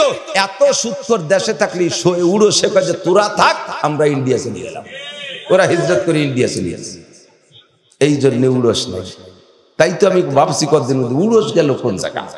আগে বড় বড় সরকারি মেশিন নিয়ে, মনে আছে নি মুরব্বীরা, ধুমো ধুমো ফেলা দিত বাড়ি উড়োস মারামার, সেই একটা মেশিনও নাই, আবার উড়োসও নাই, গেল কোন জায়গা? বলে সুদ করে দাপটে উড়োস শেষ, ছাড়পোকা শেষ। কতক্ষণ খাইস না, খাইয়েন না, মুরব্বীরা খেয়েন না, হারাম খেয়েন না, বাঁচবেন মরবেন না। জিন্দেগিতে আমি একটি পয়সা কোন সমিতির থেকে তুললাম না, কোন উলামায়ে কিরাম সমিতির সাথে জড়িত না। তারা কি আপনাদের সে কম খেয়ে আছে নাকি? হয়তো কোটিপতি হই নাই, হয়তো দামি গাড়িতে চলে না, বাকি না খেয়ে তো মরে নাই, সুখে শান্তিতেই আছে আল্লাহর রহমতে। মসজিদের ইমাম সাহেব কয়টা বেতন? আপনাকে যে মসজিদ, তাতে তো বেতনের বাপ ভালো থাকলো না মনে হয়। নতুন মসজিদ একদিন এটাও দালান হয়ে যাবে ইনশাআল্লাহ। আমাদের এই গোশেসারের আর সব মসজিদ দালান হয়ে গেছে না? প্রায় তো হয়ে গেছে, মনে হয় খুব একটা বাকি নাই। এটা কিয়ামতের আলামত। মাসাজিদু মুতাআমিরাতুন ওয়া হিয়া খারাবুন আনিল হুদা। মসজিদ হবে বড় বড়, কিন্তু মুসল্লি থাকবে না। অনেক মসজিদে এই সমস্যা ভুগতেছে, মুসল্লি নাই। আবার কোন কোনটা আছে সব বাড়ির ঘর বাড়ি সব ঠিক আছে, মসজিদি হালাত ভালো না। বাড়ি দামি পায়খানা, পায়খানা বানাইছে 3 লক্ষ টাকা দিয়া, মসজিদি ছাদ দেবে সে জায়গা টাকা চালি। হ্যাঁ ভাইছে তো খালি আমারে, খালি উনারে ভাইছে। আল্লাহ যদি খেপে রাইগে যায় তোমারে আগায় ছাড়িয়ে দেবে না। তোর পায়খানার মধ্যে 3 লাখ আর আমার মসজিদের তাজ দিয়ে পানি পড়ে, তোর ওই পায়খানা করতে দেবো না, তোর পোস্টিং করে দেবো।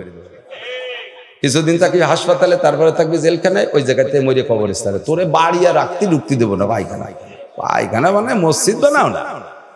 দুনিয়ার সব জায়গার টাকা চলে, মায়ের খালি হুজুরির বেতন কত? 4000 টাকা। 4000 টাকায় কি হয়? এ জামানে 4000 টাকা বাঁচা যায়, মরাও যায় না। মূর্তিও 4000 টাকার বেশি লাগে। কতক্ষণ কাপড়ের কাপড়, বাঁশ টাস সবকিছু কিনিয়ে 4000 টাকা একক তো মরা হবে। মূর্তি হচ্ছে বেশি লাগে, হুজুর হচ্ছে বাঁচা তো দূরই কথা, মরারটাই দেবে না। ভালো করে জেনে নেন, মসজিদের ইমাম সাহেব, আমি আরো অনেক আগের থেকে বলি, বাংলাদেশ সরকারের সরকারি কর্মচারী কর্মকর্তাদের মধ্যে সবচাইতে বেতন বেশি পায় যে, তার চাইতে প্রত্যেকটা মসজিদের ইমামের বেতন 1 টাকা হলেও সম্মানই বেশি রাখতে হবে। কেন? সবচেয়ে বড় অফিসার যিনি, ধরে নেন বাংলাদেশের সবচাইতে বেশি বেতন পায় সরকারিভাবে মাননীয় প্রেসিডেন্ট, 2,06,000 টাকা। তো প্রেসিডেন্ট মহোদয়ের বাসভবনে আমি নামাজ পড়ে আসছি। আমাদের প্রেসিডেন্ট সাহেব, উনি নিজের কোরআন শরীফ অতটা শুদ্ধ করে পড়তে পারেন না। উনার কিরাতে উনার নামাজ হয় না। একক তো নামাজ পড়ার পরে যদি নামাজের কিরাত অশুদ্ধ হয়, নামাজ বাতিল, পড়লেও নামাজ খাতায় লাগবে না। বিনা হিসাবে আপনি ওই ওয়াক্তের জন্য 2,88,00,000 বছর জাহান্নামে পড়বেন। একক তো নামাজ পড়ছেন, কিরাত অশুদ্ধ হওয়ার কারণে নামাজ হয় নাই, যার কারণে পুরান বেনামাজির গুনাহ আপনার আমল নামায় জমা হয়ে গেছে। আপনি এর কারণে এত বছর জাহান্নামে পড়বেন। আর ইমামের পিছনে পড়ার কারণে সূরা কিরাত পড়া লাগতেছে না, ইমাম সাহেব শুদ্ধ নামাজ আপনারে পড়ায় দিল, আপনি 2,88,00,000 বছর জাহান্নাম থেকে বেঁচে গেলেন। তাহলে বোঝেন, দুনিয়ায় কোনো প্রেসিডেন্ট, কোনো মন্ত্রী, কোনো নেতা যদি আপনাকে বড় ধরনের কোনো মামলার থেকে বাঁচায় দেয়, আপনারা কয়েক গোষ্ঠী ধরে তার গোলামি খাটবেন জীবন ভরে, সারা জীবন তার প্রশংসা করবেন, তারে বিভিন্ন প্রকারে হাদিয়া দেবেন। গাছের প্রথম লাউডা হলি তারে দেবেন, প্রথম কুমড়োটা হলি তারে দেবেন, গাছের নারকেল বাড়িয়ে তারে আগে দেবেন, আগ গাছের আমগুলো তারে খাওয়াবেন, কারণ আমারে মামলার থেকে বাঁচাই দিয়েছে। ভালো একটা চাকরি দিয়ে দিলে তারে হাদিয়া দেন। আর এই ইমাম সাহেব একা করতে 2,88,00,000 বছর জাহান্নাম থেকে বাঁচাই দিয়েছে। বন্ধুরে, প্রেসিডেন্টও বাঁচাই দিয়েছে ইমাম সাহেব, মন্ত্রীও বাঁচাই দিয়েছে ইমাম সাহেব, আমারও অক্তে বাঁচাই দিয়েছে ইমাম সাহেব। সেই ইমামের বেতন দিতে গেলে পকেটে পয়সা থাকে না, অথচ 7 দোকানে ডেলি 200-300 টাকা নষ্ট করে। আছে না নাই? জায়গা মতো খরচ করেন, পয়সার স্বভাব আছে। পয়সারে জায়গা মতো খরচ না করলে ও জায়গা খরচ হয়ে যায়। পয়সা বাড়ি রাখতে বাড়ি নেই, কেউ কোনোদিন পারবো না। জীবন ভরে যা কামাই হচ্ছেন, কের বাড়ি আছে? সবটা আছে কের কাছে? তো কিচ্ছু নেই। আমার তো বছরের শেষে এত মোটা কামাই করি, বছরের শেষে গেলে কিচ্ছুই থাকে না। ফিরে নতুন বছর শুরু হওয়ার আগে হাবাতি তালে তাই পয়সা নাই, থাকবে না, চলেই যাবে। কিন্তু এই পয়সাটা খরচ করলেন কোথায়? জবাব দেওয়া লাগবে কি লাগবে না? ইমাম সাহেবের সম্মান করবেন। আর ইমামের সাথে এসে গেলে যখন দুই চারটে কথা, কষ্ট হচ্ছে আপনাদের? আমি কি অপ্রয়োজনীয় কথা বলছি? আমি বলে নিচ্ছি আপনারা আমার একান্ত আপন, যেটা যেটা আমার প্রয়োজন, এই এলাকায় প্রয়োজন, আল্লাহ আমার এখনই শিখিয়ে দেবে, আমি সব বলে দেবো আপনাদেরকে ইনশাআল্লাহ। ইমাম মানে নেতা। মসজিদের কোন মুসল্লি সভাপতি হোক আর সেক্রেটারি হোক, ইমাম যতই ছোট হোক না কেন, মাদ্রাসার ছাত্র, তার সাথে তুই তুই করে কথা বলবেন না, ব্লাং নাম ধরে ডাকবে না, এ জামাল নামাজ পড়াও, এ জামাল ঘর ঝাড়ু দাও। ইমাম সাহেব মসজিদ ঝাড়ু দিতে পারে, তো তুমি কি? বা আমি মুতাওয়াল্লি, আমি সভাপতি, আমি সেক্রেটারি। এই টারি টুরি বাদ দেবা। মসজিদ ঝাড়ু দিলে আমলনামা থেকে সগীরা গুনাহ বিনা তওবায় সাফ হয়ে যায়। গুনাহ কি সব ইমাম করছে যে সে জাড়িয়ে জাড়িয়ে সাফ করবে? তোমার আমলনামায় গুনাহ নেই? আকামের গুরু, দুনিয়ার পাইন মেরিয়ে খাচ্ছ, আবার মসজিদ ঝাড়ু দিয়ে হুজুর ঝাড়ু দিও, তুমি কি এরবা? কখনোই ইমাম সাহেব ছোট ছাত্র, বাবা আব্দুর রহমান, ইমাম সাহেব নামাজ পড়ালে কেমন হয়? এভাবে নামাজ পড়াও, তুই বেড়া, আমি পারবো না। ইমামের সাথে সদ্ব্যবহার করবেন, মিষ্টি ভাবে কথা বলবেন, সম্মানের সাথে ব্যবহার আচরণ করবেন। ইমামরা বাড়ি বাড়ি ঘুরে খাওয়াবেন না, ইমাম থাকবে এক জায়গা, বাড়ির থেকে ভাত আগেই খাওয়াবেন। কিয়ামতের ময়দানে ইনশাআল্লাহ ওই ইমাম সাহেব যদি জান্নাতি হয়, আপনাদেরকে খুঁজে খুঁজে তালাশ করে নিয়ে আসবে। এটা কোন জায়গা আছে? খারাপ ব্যবহার করবেন, লাথি দিয়ে সিট করে বেলায় দিবেন।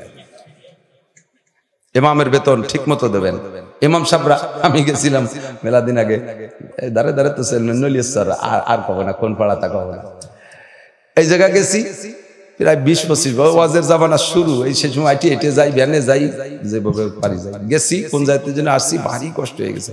মসজিদে যে বইছি, মসজিদটা ভালোই, দক্ষিণ পাশে একটা জানালার গ্রিল নাই, আর সব জায়গা ভালোই, সব জানালায় থাই গিলাস লাগানো, একটা জানালায় গ্রিলও নাই, থাইও নাই। আমি সেক্রেটারি করছি কি, এই একটা জানালায় কি অন্যায় করছি যে কিছু দেন নাই? কয় যে হুজুর ওটা ইমাম সাহেবের জন্য রাখছি খালি, ওটা ইমাম সাহেবের জন্য খালি রাখছি। তার মানে কয় যে বেতন করি পাবে না, পরে ইমাম সাহেব তো কিছু নিয়ে পলাই যাতে হবে, জন্য অন্য কোনো খোলা রাখছে, যে মাইক টাইক নিয়ে সেন্সিল দিতে পারে। ও কইছে আর কি রে, ঘটনা জানলাম যে আগের ইমাম বলে ওই আসছে 3-4 মাসের বেতন ভাই, ও যাবে কে, মরবে কি খাইয়া, মাইক চলে গেছি। আল্লাহ হেফাজত করুক, বলেন আমিন।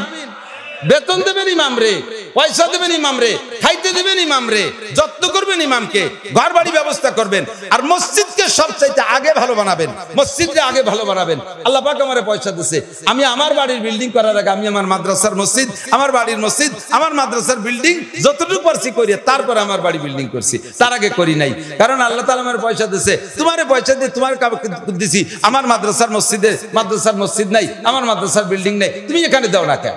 আল্লাহ তাআলা আমাকে ব্রেক করে দিতে পারে, জায়গাটা জায়গা মতো খরচ করব। তবে যা দান করব সব হালাল টাকা, সুদিয়া টাকা, ঘুষিয়া টাকা, চুরা টাকা, ডাকাতি করার টাকা, পরের জমি দখল করার টাকা, জমি বিক্রি করে 5 কাঠা টাকা দিয়ে মসজিদ বানিয়ে দিলেন, এর কোনো কাম হবে না। সাবধান, সাবধান বলে আসছি, কত দূরতে চলে চলে। তাহলে মনে আছে তো, ইমাম সাহেবের যত্ন করা যাবে তো ইনশাআল্লাহ? ইমাম সাহেবের সম্মান করবেন তো? ইমাম সাহেবের বেতনটা আগে দেবেন তো ইনশাআল্লাহ? মুষ্টি চাল দেবেন ঠিক মতো, যদি মুষ্টি চালায়, মহিলাকে সাথে ইমামের যদি একটু রাগারাগি বাদাবাদি বাদি যায়, সর্বনাশ হয়ে গেছে। ইমাম সাহেবের মুষ্টি চালের মধ্যে খুব নিচে গেছে, হুজুর সুজাওরা আমাকে মুঠির মধ্যে, হুজুর সুজা হইতেছে খুব নিচে গেছে। এই আকাম করেন না, সাথে ভালো চাল দিয়ে, ভালো কর করে চাউল দেবেন, টাকা দিলে ভালো টাকাটা দেবেন। যে জিনিস তুমি নিজের জন্য ভালোবাসো, ওই জিনিস দান না করলে তুমি নেকি পাবা না। তাহলে বলছিলাম কি, নবী পাক জান্নাতের চাকরির দায়িত্ব নেছে, কোন সুবহানাল্লাহ। শর্ত হলো 2টা অঙ্গের কন্ট্রোল। কয়টা? এক নম্বরে তোমার জিহ্বাটারে কন্ট্রোল করো, ভাষা খারাপ করবা না, গালাগালি করবা না, নাপাক খাইবা না, হারাম খাইবা না, কোনো প্রকারের নাপাক জিহ্বায় দিবা না, এই জিহ্বা দিয়ে গীবত শিকায়ত করবা না। চরম একটা অন্যায় এসে গেছে, একটু বলে যাই, কষ্ট হচ্ছে। আমি আপনাদের সবাই অনুমতি দিলাম, এদিক তাকান, খুব জরুরি, সবাই অনুমতি দিলাম। আমার দেশের ভাই, আমি দেখেছি বিভিন্ন এলাকায় বক্তারা, আমি তো যাই সারা বাংলাদেশের সব জায়গা, স্থানীয় ভালো ভালো বক্তা অন্য জায়গা গেলে তাকে মাঠে লাখখানিক শ্রোতা, অথচ নিজের এলাকায় যখন বয়ান করে তখন তাকে সামনে কেউ বসে না। আমি ব্যক্তিগতভাবে মহাগর্বে গর্বিত, দারুণ আনন্দিত যে আমি আমার বাড়ির পর রস করলে আমার দেশের বাইরে আমার বয়ান শোনে। আলহামদুলিল্লাহ, এটা আমার জন্য অনেক গর্বের বিষয়। আলহামদুলিল্লাহ, আমি বড় মোহাব্বতের সাথে বলি, আপনারা আমার মোহাব্বত করেন, দেশের মানুষ, তারপরে সব ঝেড়ি কেটে চলে আসছেন এই বর্ষা বাদলের ভিতরে, ভালোবাসেন না আমারে? আমি আপনাদের সবাইকে ভালোবাসি। আমি যদি জান্নাতি হই, আমি ওয়াদা করলাম, আমি যদি জান্নাতি হই, তাহলে কিয়ামতের ময়দানে আপনারা যারা আমাকে ভালোবাসেন, আপনাদের সাথে আমার দেখা হবে, আমি আপনাদেরকে সুপারিশ করব। আমি আপনাদের কাছে ওয়াদা চাই, আমি যদি বিপদে পড়ে যাই, আমার ভালোবাসার মানুষ যদি জান্নাতি হন, আমার একটু সুপারিশ করবেন তো ইনশাআল্লাহ? করবেন তো ইনশাআল্লাহ? আমরা উভয় অঙ্গীকারবদ্ধ, আমরা একে অপরকে সুপারিশ করে জান্নাতে নেব। আমরা গোপালগঞ্জের কেউ জাহান্নামে যাইতে রাজি ইনশাআল্লাহ। আমরা যে করে তালে তোলে কায়দা বাজারি সেদিকে যাবে ফাঁসতে। তা আমি আপনার এই মোহাব্বতের ভালোবাসার মানুষদেরকে একটা দায়িত্ব দিচ্ছি, আমার যদি কোনো দোষ আপনাদের জানা থাকে, আমার খেয়াল করে না, খেয়াল করতেছেন, আমার যদি জেনুইন কোনো দোষ জানা থাকে, যেটা করি নেই সেটা যদি বলেন, তার নাম অপবাদ, সে ব্যাপারে আরো দায়িত্ব দেয়া গেল, সেটাও বলবেন। যদি আমার কোনো দোষ জানা থাকে, এই দোষগুলো আমার আড়ালে নিজেরা বলা বলি করবেন, এর নাম গীবাত, এর নাম আমার ব্যাপারে একটু গীবাত করবেন। সবাই অনুমতি দেয়া থাকলে একটু বলা বলি করবেন তো ইনশাআল্লাহ? হ্যাঁ, কদিন কেন করবেন?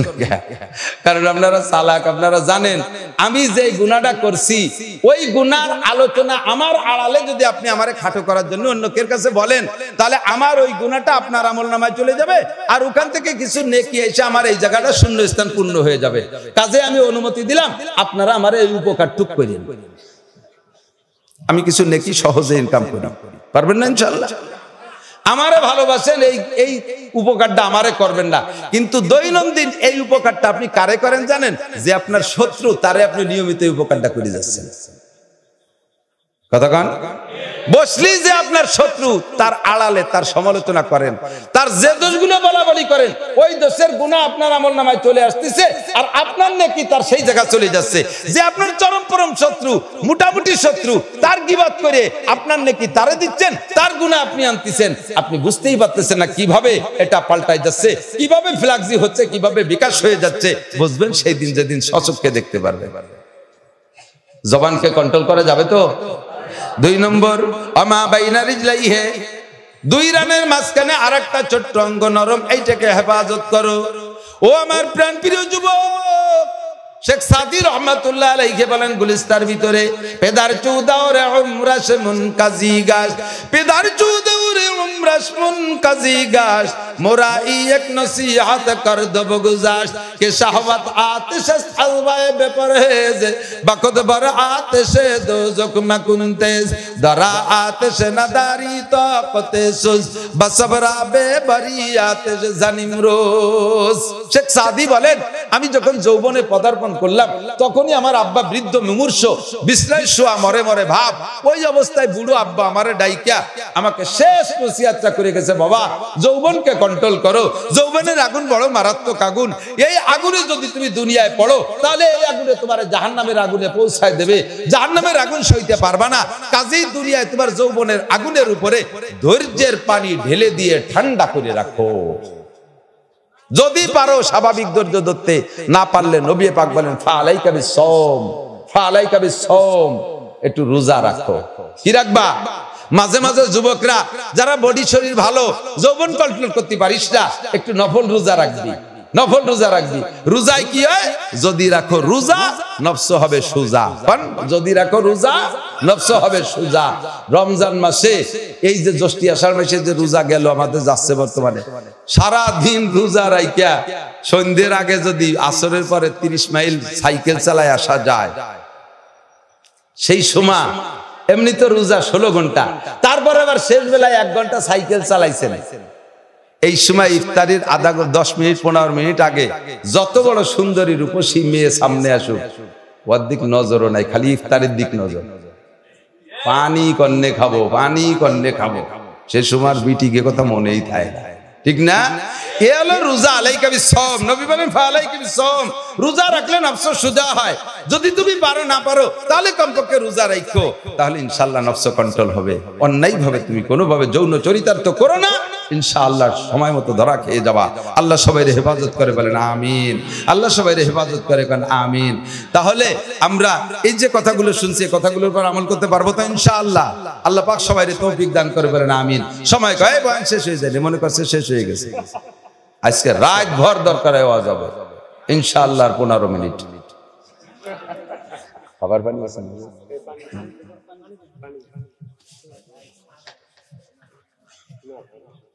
না? ফ্যান আলহামদুলিল্লাহ।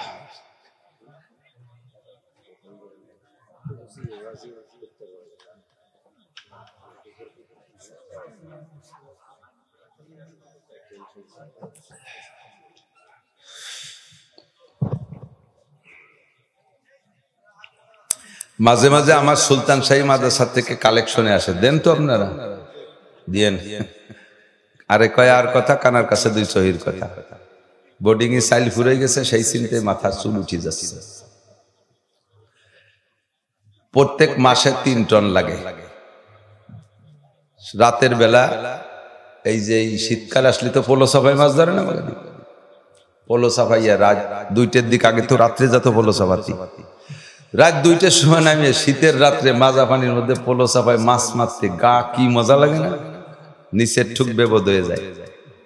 2-3 ঘন্টা পোলো সাফাই যদি এরকম 2 তেল ওঠাই পায়, তাহলে শীত কিন্তু আরো বাড়িয়ে যায়, ঠিক না? আর যদি 2-3 ঘন্টা পোলো সাফাই এরকম বড় বড় শোল গজার 2-1টা বল মাছ পায়, তখন কিন্তু কোনো শীত অনুভব হয় না, ঠিক না? আবার উঠে আসার সময় যদি হালচি ছিঁড়ে বল মাছ কটা লাভ দিয়ে ছুটে চলে যায়, তখন কিন্তু স্টক করে মরার মতো। শীতকালে সবাই চাদর গাইতে বয়ান শুনবেন, আমাকে বক্তাকে শীতের সময় কান বেয়ে পানি পড়ে, যে কত পরিশ্রমের ব্যাপার। শরীরের সম্পূর্ণ শক্তি দিয়ে কথা বলা লাগে, পাশাপাশি ব্রেনকে কত অ্যাক্টিভ রাখা লাগে, একটার পর একটা কথা ফিরে ঘুরিয়ে জায়গায় চলে আসা, খুব সতর্ক থাকা লাগে। শিক্ষিত জনতা আছে, এলোমেলো কথা বললে তারা রাগ করে চলে যায়। সবাই রে গুছাই গাছায় রাখতে কঠিন ব্রেনের ব্যাপার। এত কষ্ট করার পরে যদি হাদিয়া তোফা কম হয়, শেষ হইতে উঠেই পার মতো ঠেয়। আবার পাই বড় বড়, সকালবেলা লাভ দিয়ে ছুটে গেলে আরো খারাপ দেয়। মাদ্রাসায় যাওয়ার সাথে সাথে কয় এ হুজুরকে, হুজুর বাড়ি যাবো, টাকা দেন। ও হুজুরকে আমি বাড়ি যাবো। বোর্ডিং ম্যানেজার কয় হুজুর 1 টন চাউল আনছি, টাকা বাই রয়েছে। বিদ্যুৎ বিল এলাকায় 31,000 টাকা বিদ্যুৎ বিল হয়েছে, টাকা দেন। এ যা কামাইরে যাই দমাদম করে লাভ দিয়ে ছুটে চলে যায়, শেষে স্টক করার মতো হয়ে যায়। কামাইয়েরই ভালো, কিন্তু টাকায় স্বাস্থ্য ভালো হয়, তা ভালো হয় না কেন? ধরে রাখতে পারি না, দরকার নাই আমার টাকা ধরে রাখার। আমার মাদ্রাসাটা কিছু ছিল না, আল্লাহ তাআলা অনেক সুন্দর একটা মাদ্রাসা দিয়েছে। গেছেন না আপনারা? অনেকেই তো গেছেন, আলহামদুলিল্লাহ। অনেক সুন্দর মাদ্রাসা দিবেন ছেলে, আপনাদের এই পাশের অনেক ছেলেরা আমার ওখানে পড়ে। সময় কম, আমাদের সময় কম। দুনিয়ার সময় কি বেশি না কম? যে যেটুক পাইছেন পাওয়া হয়ে গেছে। কতক্ষণ? আজকে ফজরের নামাজ পড়তে পারবে আছে? কোনো গ্যারান্টি নাই। একজন যুবক বলো তো যে আমি বাঁচবই, সাহস করে বলো তুমি মারবা এই জায়গায়, তোরে উঠতে দেওয়া হবে না। তুই খালি কোয়া যে আমি মারবো না, আল্লাহ কয় তোরে এই জায়গায় বাড়ি যেতে দেবো না। পারে পারে? কোনো সাহস নাই, কোনো বলার কাহারও ক্ষমতা। যত বড় গোশেশ্বরের মস্তান আর ওই চরমানিকদের মস্তান হোক, গোপালগঞ্জের প্রাণ কেন্দ্রে বাহাদুর হও, এ কথা বলার কাহারও ক্ষমতা নাই, বাঁচার উপায় নাই। তাহলে হায়াত যেটুক পাইছি পাওয়া হয়ে গেছে, ধরেন এখন হলো মরবো, এবং এখান থেকে যাইও কিন্তু মরবেন। মরার অঙ্গীকার করেই শোবেন বিছেনে। কি কন? আল্লাহুম্মা বিসমিকা বলেন, আমুতু ওয়া আহইয়া। কি কইছেন জানেন? আল্লাহ তোমার নামে মরিতেছি, তোমার নামে মরি, তোমার নামে বাঁচি। এই ঘুম আলো মরা। আপনাদের প্রত্যেকের জিন্দেগিতে 2-4টে ওয়াকিয়া জানা আছে। নিজেদের আত্মীয় স্বজন বা পরিচিতের ভিতরে বহুত মানুষ এই রাত্রে ঘুমাইছে আর সকালে ওঠে নাই। কতক্ষণ? আমিও প্রত্যেকদিন মরণের অঙ্গীকার নিয়ে ঘুমাই, মরণের অঙ্গীকার নিয়ে বিছানায় চলে যাই। ঘুম থেকে উঠতেও পারি, নাও পারি। আবার সকালে যখন ঘুম থেকে উঠি, তখনও কিন্তু ওই মরার কথাটাই আমি দোয়ার মধ্যে পড়ি, আলহামদুলিল্লাহিল্লাযী আহইয়ানা বাদা মা আমাতানা ওয়া ইলাইহিন নুশুর। সব প্রশংসা ওই আল্লাহর, যে আল্লাহ আমারে কিছুক্ষণ মেরে রাখার পরে আবার জীবিত কইরা দেছে, আমারে কিছুক্ষণ মেরে রাখার পরে আবার আমারে সজাগ করে দিয়েছেন। ওয়া ইলাইহিন নুশুর, যে আল্লাহ 6 ঘন্টা মেরে রাখার পরে বাঁচায় দিয়েছে, স্থায়ী মরণের পরে কিয়ামতে ওই আল্লাহ পাক আবার উঠাইতে পারবে কি পারবে না?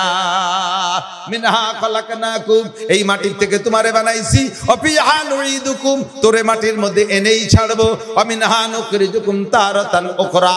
মনে রাখিস যুবক, মাটির তলে যাওয়ার পরে এমন না যে তুমি আর কোনোদিন উঠবা না, মাটির সাথে মিশে গেছো তাই বলে তোমাকে আল্লাহ খুঁজে পাবে না তা না। আল্লাহ কয় আমিনহা নুখরিজুকুম তারাতান উখরা, তোরে আবার দ্বিতীয়বার কিন্তু উঠাইয়া ছাড়বো। উঠাইয়া যাবি কোন জায়গায়? আল্লাহ পাক বলেন কুল্লু নাফসিন যায়কাতুল মাউত তুম্মা ইলাইনা তুরজাউন, আমার কাছে ফিরে আসতে হবে। সুম্মা তুওয়াফা কুল্লু নাফসিন বিমা কাসাবাত, প্রত্যেকে যে যা দুনিয়া আমল করেছো, ভালো করলে সেটা পাবা, মন্দ করলে সেটাই পাবা। ফামান সাকুলাত মাওয়াজিনুহু ফাউলাইকা হুমুল মুফলিহুন ওয়া মান খাফাত মাওয়াজিনুহু ফাউলাইকা আল্লাযীনা খাসিরু আনফুসাহুম ফি জাহান্নামা খালিদুন।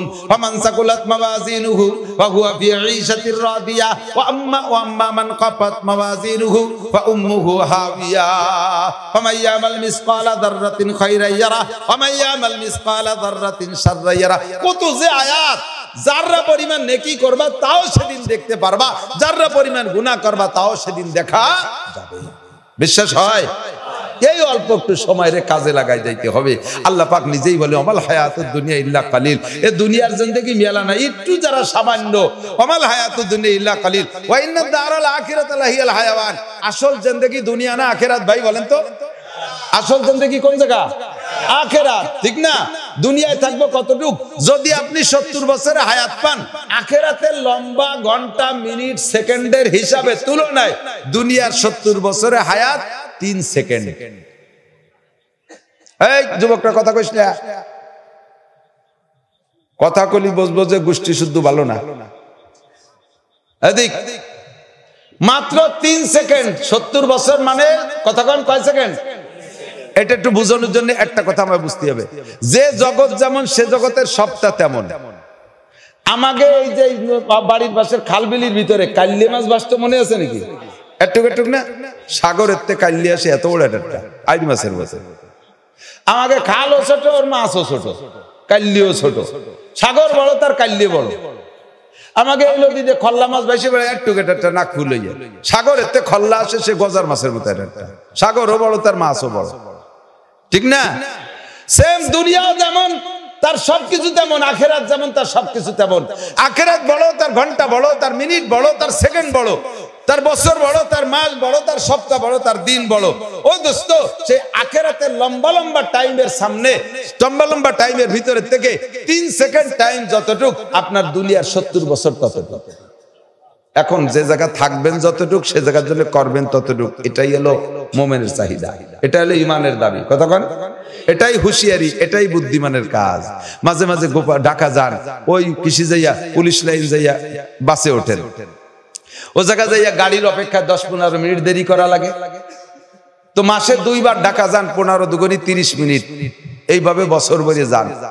এই উপলক্ষে আমাদের গোপালগঞ্জের কোনো বড় লোক, কোনো পয়সাওয়ালা কি ওই জায়গা যে 15 মিনিট দেরি করতে হবে বিদায় ওই জায়গা আলাদা আলাদা একটা বিল্ডিং কেউ বানাইছে, একটা বাথরুম নিজস্ব বানাইছেন, একটা সোফা সেট বানাইছেন, ও জায়গা কিচ্ছু করেন নাই। কারণ 15 মিনিট ও পেশাব ওই মরছে গাছের তলে যে বসলি হয়ে গেল, বাসের ফাঁসার তলে যে বসে পড়লি হয়ে গেল।